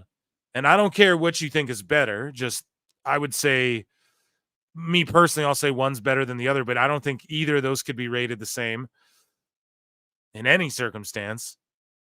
Just based off the fact, like, the the venue alone, like just the fact it was like a USA debut and for the world title, all of these sorts of things, right? That elevates my rating automatically. But, you know, and then both of those matches are better than Hulk Hogan versus The Rock at WrestleMania 18. You know, that's how his brain works. Like, how does that? There's no psychology there. You guys understand what I'm saying? Like, Dave wants to talk all this shit. I'm so smart. I write all these words down. I fucking psychology. He doesn't know shit about it. Clearly, the way he thinks. We're studying you, bro. So, guys, I'm losing it. Thanks for sticking with me. Chad, who's with me? Let's go. We're going hefty on a Saturday night here. We got I told you guys we had tons. So Meltzer said what? Again, and he DM'd me during the show, by the way. He's sending me shit during the show. Like, what a fucking goat. Let me actually quickly look at what he was. Yeah, he's sending me stuff. And he's got like a whole paragraph about what it's about here. I'm gonna see if I can't add this to here. I'll just share this because he won't care if I just share the DM because it's just what he said. You guys can't see. Okay, here, I'm gonna share this tab. We're gonna be very careful here. So Serena Deeb calls out Britt Baker for a match at the AEW Dynamite 5-year anniversary in Pittsburgh. DMD is thinking about popping her head in. Well, Britt, you're going to be there, and the professor is going to be there. So it only makes sense. Okay, so Meltzer said what says, I know this seems like a small things, and people would think we're being unreasonable if we posted this, but how do you type this tweet up with an exclamation mark? That promo was worse than the most wooden Vince era promo, and Britt is coming off a universally panned match with Sasha, who, if nothing else, is usually able to work with almost anyone. What is exciting or exclamation worthy? He didn't even come in with a Meltzer. He just came in to fucking criticize AE Dubs, man. There you go. Meltzer said what? Live. There's his live appearance on the show, the first ever one. He came in to criticize Collision for you guys there. We're showing you the fucking DMs right there. So at Meltzer said what goes, I'll let you decide yourselves. Does Dave cover AEW's number X on cable exactly the same as he used to cover WWE's cable ratings and position in the rankings? So Meltzer, so he's just pulling Meltzer's card here, right? So here's Meltzer going first in the time slot among roughly 130 rated shows is not a good thing. It's a great thing. You'd think by this week people would have figured this much out. Dave goes again, covered exactly the same rating comparisons with a year earlier, running down the competition. You clearly don't read. And this guy goes, you used to say the exact opposite. Even if Raw was first for the night, you find nits to pick about it year after year. Then conveniently, once AEW came around, you've completely changed. So they're talking about how Dave goes like, yo, it's like he goes first in the time slot, roughly 130 rated shows is not a good thing. You know what I'm saying? Like, yeah, AEW's first on cable in the fucking time slot, not for the night. And the reason people care is because Dave used to shit on WWE for the same thing. He doesn't get that. Like, the reason people care and are like, bro, you used to say that, like, it's because he used to say the shit. We're just using his logic against him. Eventually, people, like, if I just flipped up tomorrow and was like, AEW's great and blah, blah, blah, blah, blah, you guys would be like, what the fuck? Unless they were genuinely putting on good shows. You know, you guys would all be like, Phil, what the fuck? Because, you know, like, you can't just, you would use my own logic against me. You'd be like, where's this and where's this? Anytime I feel like, at least on my show, anytime I'm like, yeah, I really like this angle, I'm able to at least like articulate and argue a little bit why I like something or why I don't like something. And maybe, you know, so some shit's subjective for sure. But if you guys start every day using my own logic against me to destroy me, if I'm not a reasonable, objective enough person to fucking be like, oh yeah, I'm shilling or I'm fucking right. Like, there has to be something to it. Dave's demented or he's shilling. It's one of the two. Right. So, yeah. So we read how we used to cover whatever the fuck. So, there was a lot of talk, and we pretty much last week predicted that Raw would likely sink to a 15-year low. There were a number of factors involved. The key was the Chicago Bears, blah, blah, blah, blah, blah. But they were number one for the time slot. You know what I'm saying? You know what I mean? So this is Dave in the past just doing the same thing, being like, just talking about why WWE ain't shit, even though they were first in the time slot technically. And even doing better ratings than fucking AEW's doing now. SmackDown did a 1.83 rating and a 2.63 million viewers. The rating was a little down from what they've been getting, but ironically it was the second highest show on cable for the night behind the O'Reilly Factor. It did a whatever, and highest rated show of the night, males, whatever. So I don't know, man. He highlights it. Go check out Meltzer Said What. I'm not gonna read every little fucking thing. So the Elite, the Young Bucks and Okada versus the Don Callis family on Dynamite, 4.75 stars. Now, chat, do y'all remember we were watching that shit live? Was Husey on Wednesday? I think it was Wednesday, yeah. And we couldn't give a fuck. I mean, obviously we're just laughing with Husey, hanging out. Crazy Husey, right? Just last second, I DM him because he's liking my tweets, I notice, and cracking jokes under them. And I'm like, man, I should DM this guy's a ledge, like an IWC ledge. And yeah, he was just like, yeah, what's up? Let's do the show. And I was like, fuck, man, amazing episode. And he'll be back sometime, But yeah, that was really cool. And we couldn't give a fuck about that match, regardless, Still, if HLA's on, I'm going to get distracted. But the match was complete and utter ass. And yeah, it's just crazy. This was one of the greatest matches of all time in Meltzer's mind. This fucking 6-pack of ass right here, So he's already got the built-in excuses about why AEW Grand Slam's going to flop. And we've covered this on the show. Meltzer loves to use Caitlin Clark as a fucking crutch now. And he goes, AEW Grand Slam is usually one of the highest rated shows of the year, but this year they're going against a Caitlin Clark playoff game, Indiana versus Connecticut, game 2, which will do massive numbers. I saw a stat that blew my mind regarding how much Clark has meant. ESPN and TNT averaged 1.56 million viewers last season for regular season NBA games. Dave, none of those 1.56 are watching Dynamite. And here's the thing.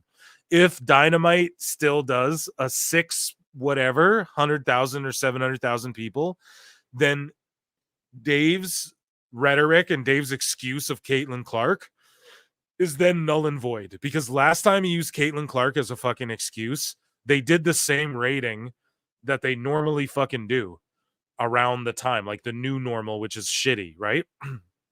So Caitlin Clark is not an excuse. And when this rating comes out and it's 660,000 or the 700,000, if Dave ever says this, we call him out. We already are going to call him out anyways, but he cannot use this excuse anymore because it's just a non-factor. So none of these people are watching WNBA. Maybe that one guy breaking down Romper Stomper will be there, but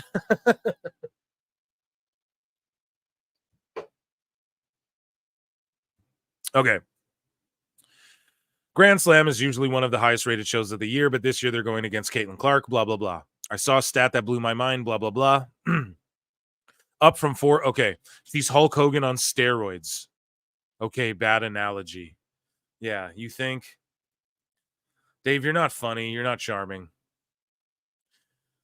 I'm so mean. I'm so fucking mean. Apparently, so Meltzer said what again? Apparently, you need to be a hack fraud. I love it. Hacksaw Jim Douglas. Call it the hacks, man. Apparently, you need to be a hack fraud to write for free for F4W as well. So this guy goes, it was great. No surprise that Dave's live recapper buried it. And WWE Smackdown live results. Oh, I didn't review Smackdown, guys. It's all good. It's all good. LA Knight and fucking Andrade on SmackDown had a really weird moment where LA Knight slipped, botched the top rope, whatever, but then they did a perfect job of fucking saving it.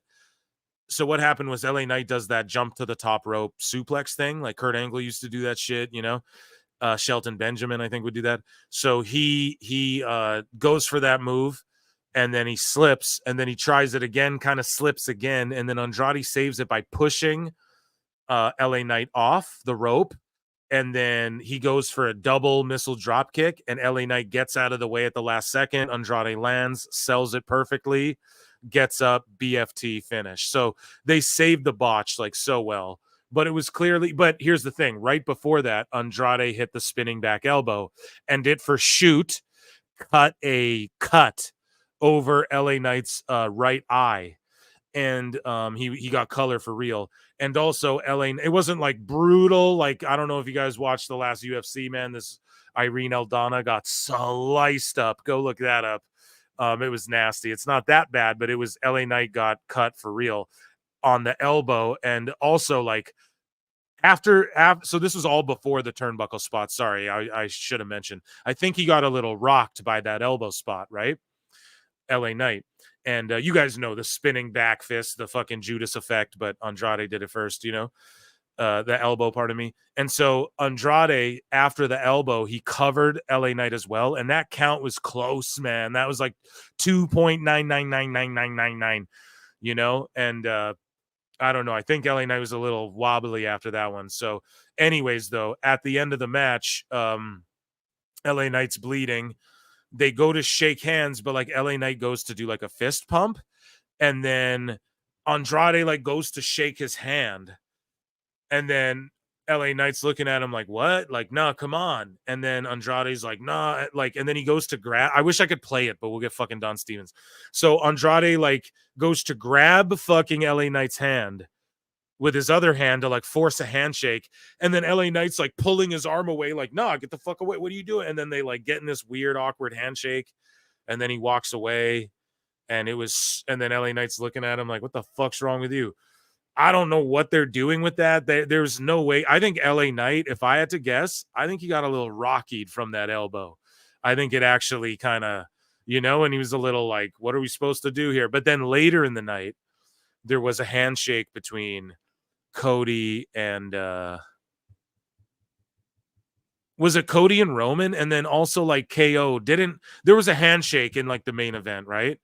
Like in the last angle as well. I think it was KO and Cody.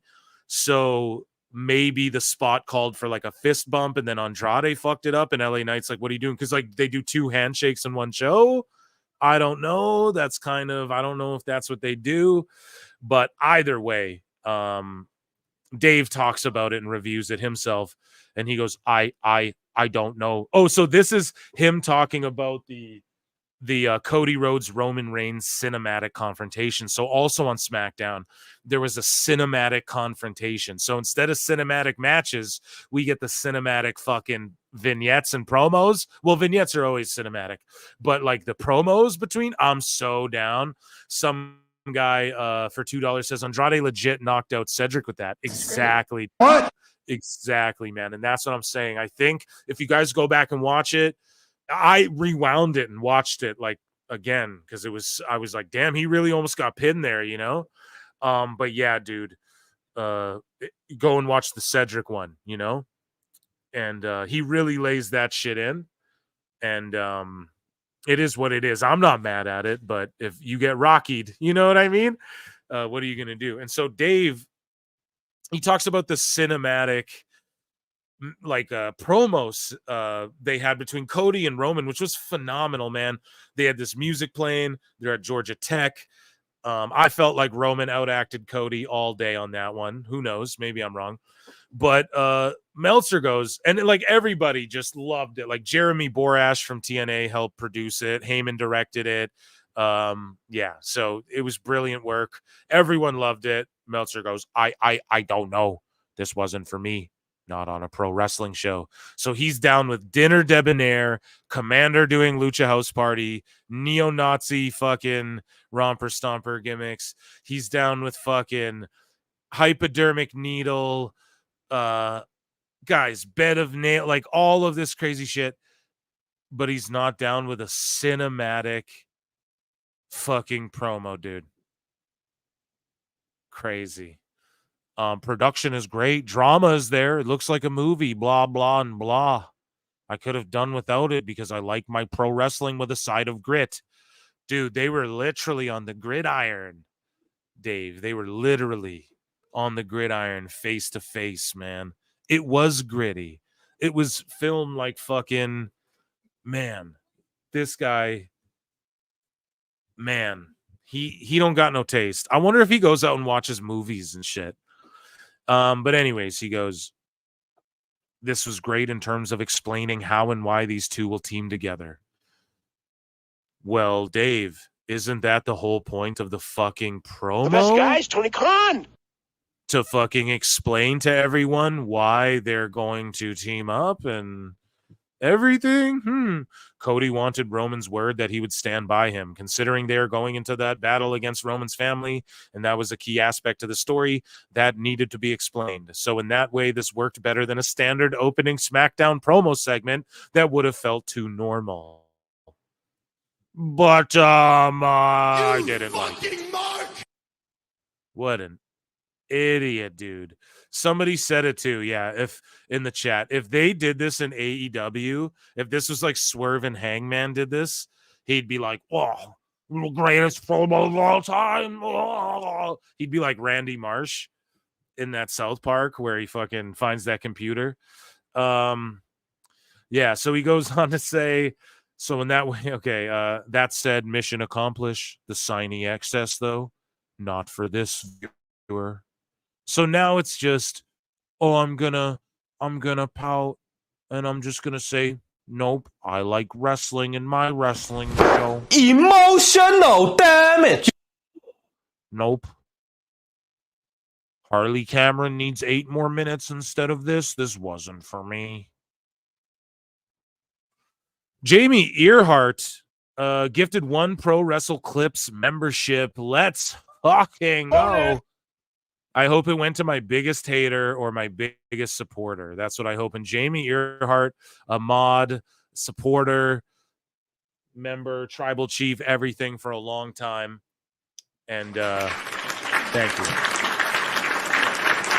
And he gifted another one. He gifted 2. And Savage Wrestling Podcast is a member for 3 months. Wow, guys, all popping in. And yes, Jamie Earhart gifted 2 of them, and then we got Savage Wrestling, a member for 3 months. Those badges, I know y'all love those badges too. I know y'all love them. Those fucking Meltzer badges down there. There's a Vince one coming up. I'm gonna try and change it before it comes up. Hopefully, I can still change them. I made it way before all the stuff. So if we're all rolling with Vince badges, hey, you guys know to defend PWT Universe honor. It's a bad look. We didn't foresee this. Okay, guys. I'm sorry I've led you astray. It was funny at the time. I made a Vince one where you guys will see it. He's got like shades and a gold chain. It's like the Thug Life meme, but like on a Vince, right? Because it was right when like the Netflix deal and all that shit was going down. Or not the Netflix, pardon me. Whoa, hold on now. The TKO merger and all that. So and then all the allegation stuff really blew up, and it was like, yeah, I didn't know. But anyways, though, Meltzer just pouting and crying. Hilarious, dude, just coping. I love it. And then so Brian's gonna snap over this AEW YouTube TV Overrun DVR topic. Oh shit, we should have covered this before. And it's okay. Editing Phil. The 97th report on the AEW TV deal, including exclusive free information from the only person with sources on F4W, Andrew Zarian. Paid subscribers can read our own Dave Meltzer's premium report on the Puck Report with no mention of Zarian's report. So report AEW pay-per-views to stream on Max 2025. They wish in IMAX. Oh, yeah. Sorry. So here, I want to start. So, but yeah, Brian's going to snap over this AEW YouTube TV Overrun DVR topic. So Brian posts on the fucking thing, right? He goes, I'm going to try and explain this in as few words as possible. Upon editing, I clearly failed. I will use large caps often. Do not respond to this post until you read it from start to finish. YouTube TV is not like a normal DVR. You do not record a time frame, say 8 to 11. There's no on-screen guide where you choose the show you want to record and then easily choose to also record whatever show airs after. The way it works is you search WWE Raw, and when it comes up, you choose Add Show. That's it. YouTube TV then records the show. There's no option to add time for shows that have an overrun. I don't know why he's had to explain this so much to people. Fucking idiots that flock Meltzer, man. Note, I do not care how your particular DVR works. Exactly. So as Dave has mentioned many times, if you watch sports, you know they go long. So normally you would add time. You cannot add time on YouTube TV.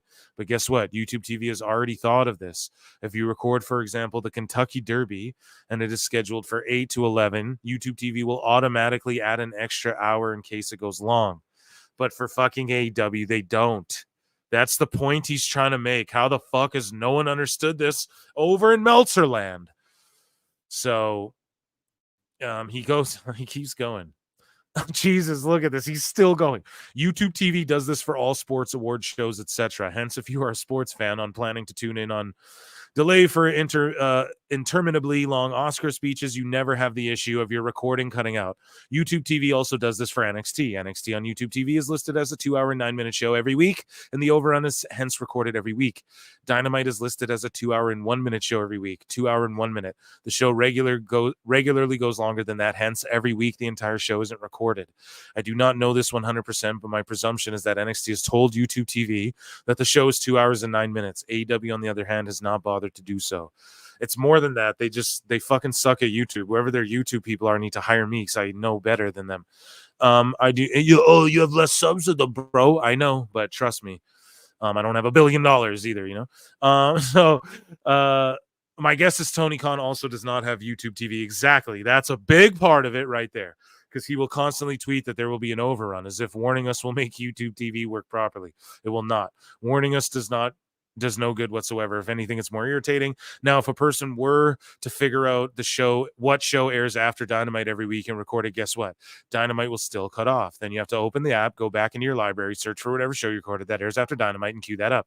It would be faster to just go to the AEW YouTube and watch the end of the show there. Whichever option you choose, neither of them is convenient to the viewer. And that's what Alvarez is spitting actual game.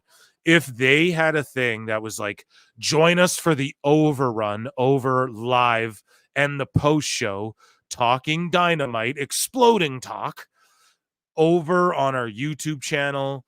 It happens right after YouTube TV airing of Dynamite. Everyone go over. They even have like a transfer thing for live feeds now on YouTube. Everyone goes over to their YouTube, and then they get everyone in there talking about AEW. Like, they're not, he's actually spitting game to fucking AEW, and they'll never listen. So to recap, if you have YouTube TV, I don't need this guy to recap. We understand. Dave's a fucking idiot. Brian, I feel so bad for you sometimes. George Capture for $5 says a live show record of 153 likes. PWT chat has spoken. Is it a record? 153 during the show? That's fucking amazing, man. You guys are the best. Round of applause for that. Amazing. And sometimes there are giveaways in November. We got a giveaway going on. George Capture is going to be a part of that as well, and I just appreciate you so much, buddy. Mod in the chat. 2 hour and 1 minute. Guessing that minute is the end of the lead-in show. Yeah, fuck's sakes. So the night. Okay. Yeah, we're done with that one. That's craziness. So, and then I read this, the 97th report. So here we go.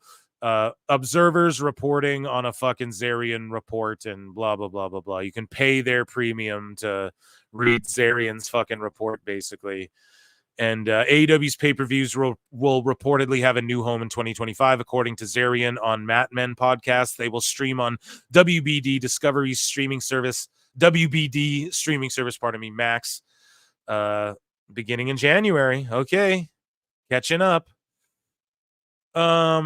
They will be on Max in January, Zarian said. They could do it sooner, but I know.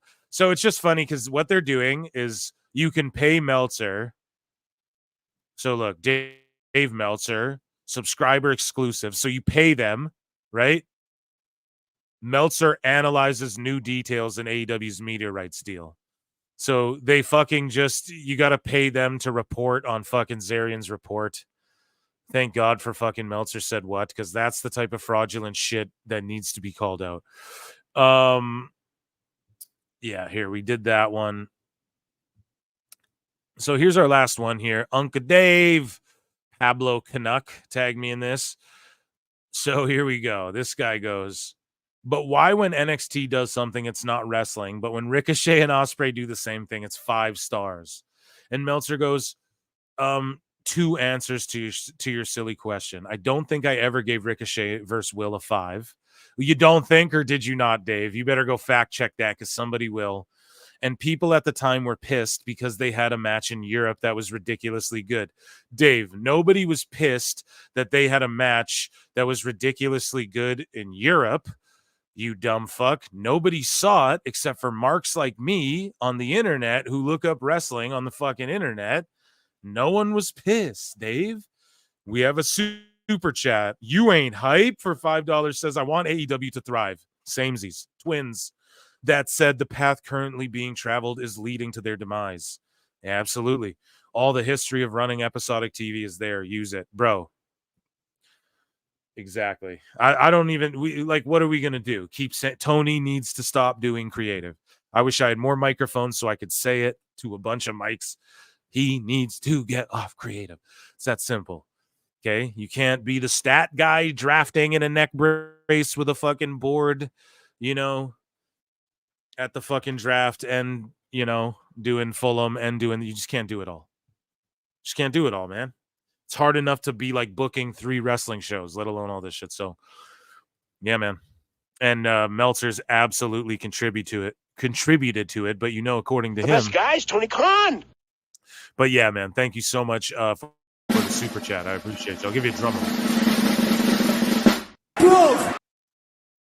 So, yeah, Dave goes along to your silly question, talking down to this guy. And I don't know, man. Yeah, no one saw that Europe shit, and he might have given them 5 stars. He goes, also, well, I've given many 5s in NXT. Many 5s in NXT. Dave, we just calculated that Ospreay alone has more 5 or more stars than every wrestling promotion ever combined, basically. So you haven't given many, maybe 2. There's never been a match of that style. Those 2 worked in NXT that good. Those 2 worked in NXT that good. What is he even saying? There's never been a match of that style. Those 2 worked in NXT that good. Those 2. Is he referring to the stars? So you gave NXT 2 star ratings and that's many? Is that what he's saying, chat? Did I just decipher Dumb Dave's talk there? Of that style. What's the style? Fucking doing 8 million flips? And I'm not mad. When they did it, it went viral and I went, oh man, that's awesome. Because it's once in a while, guys. Right? I'm not one of these guys oh yeah, the blow up doll works because it's once in a while. Trust me. But the Ricochet Ospreay thing was it's once in a blue moon you ever see that. And then in the chat here too, we see, has NXT gotten a 5-star since 2019, Dave? Exactly. Why? What was going on then? Everyone who's in AEW now was in NXT then. So that's why he's a stooge. We've exposed it so much. And yeah, that was Dave Meltzer's dumb moment of the week. And with that, guys, I want to thank you so much for tuning into an eclectic edition of PWT Live Show. I love you all so fucking much. We went 3 hours, 20 minutes. I wanted to start early and end early tonight, and I never got to fucking do that because whatever happened, and that's totally fine because we started at the normal time. Another smash hit, way over 200 of us. We set a record. And yeah, make sure you tune into every live show. I have podcasts dropping with folk during the week, and just stay listening, man. Hughesy, we just did, that was hilarious. I had Wrestling Soup on. I'm gonna be on Toonie Talks 5K fucking stream on Tuesday. My live show's Wednesday, and I'm doing other stuff too. I can't remember. I got Alfred Konowik. I got a lot lined up. I got an old WWE legend coming on that you guys will for surely be like, yeah, he is a legend, and I don't want to call him old, but he's older. And he's been making waves in the IWC as far as just stirring up the shit and getting into it with the IWC fucking AEW cultists and shit. So I can't wait to do that show with you guys. And it's been relevant. It's someone we've covered on the show before a bunch. So recently. So they're coming on soon. And yeah, I just appreciate you guys for rocking with me so much. Round of applause for the chat tonight and all of our great mods and listeners and members. And with that, I bid you adieu, Kenny Omega style. Kiss, kiss, bang, bang. Here is Chris Jericho. Stay safe. Love each other. Drink lots of water. Good night. I look and see it's not just me. Jeff, why do you insist on doing this dumb internet shit on TV? I look and see, it's not just me. This place is a fucking joke, man. You're a clown. I quit. So many of us have stood where we stand. We are the young, so raise your hand. So many of us have stood where we stand. We are the young, so raise your hand. We call us problem child. We spend our lives on trial. We walk an endless mile. We are the youth gone wild. We stand and we won't fall. We're one and one for all. The writing's on the wall. We are the youth gone wild. No. It doesn't make logical sense, but it makes. Well, yes, of course. But it makes wrestling booking sense. Of course, this makes no sense. Of course, okay, it makes no sense. However, in pro wrestling booking, which often makes no sense, you would do that. It's about making money. It's not about anything else. Wrestling has always been about making money first and foremost. That's it. I look and see, it's not just me. Last weekend was the greatest weekend in AEW history. This is the greatest week. I look and see, it's not just me. Security, my safety, my life was in danger at a wrestling show. So many of us have stood where we stand. We are the young, so raise your hand. So many of us have stood where we stand. We are the young, so raise your hand. We call us problem child. We spend our lives on trial. We walk an endless mile. We are the youth gone wild. We stand and we won't fall. We're one and one for all. The writing's on the wall. We are the youth gone wild. We call us problem child. We spend our lives on trial. We walk an endless mile. We are the youth gone wild. We stand and we won't fall. We're one and one for all. The writing's on the wall. We are the youth gone wild. Youth wild. Yeah. If you're familiar with how we do things often here on these Wednesdays, it's a lot like one of my favorite movies, Time Cop. What? Fuck you. Fuck you. Yeah.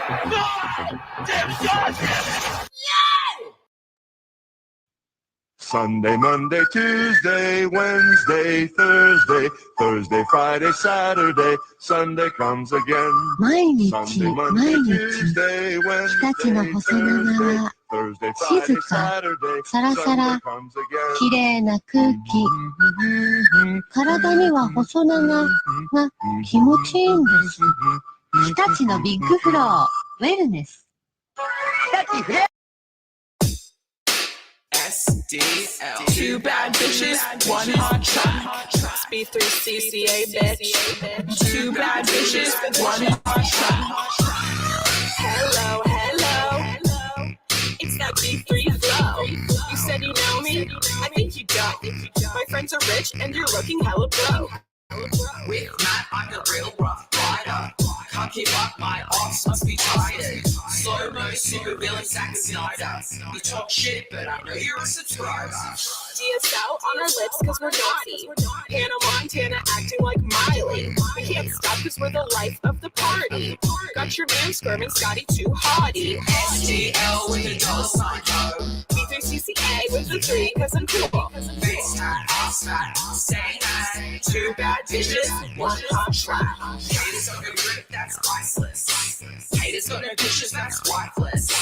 Diamonds in my mouth, I'm priceless. Always ready for a fight, come try us. You thought I'm a thotty, you thought wrong. Just a hottie with a body and a thought.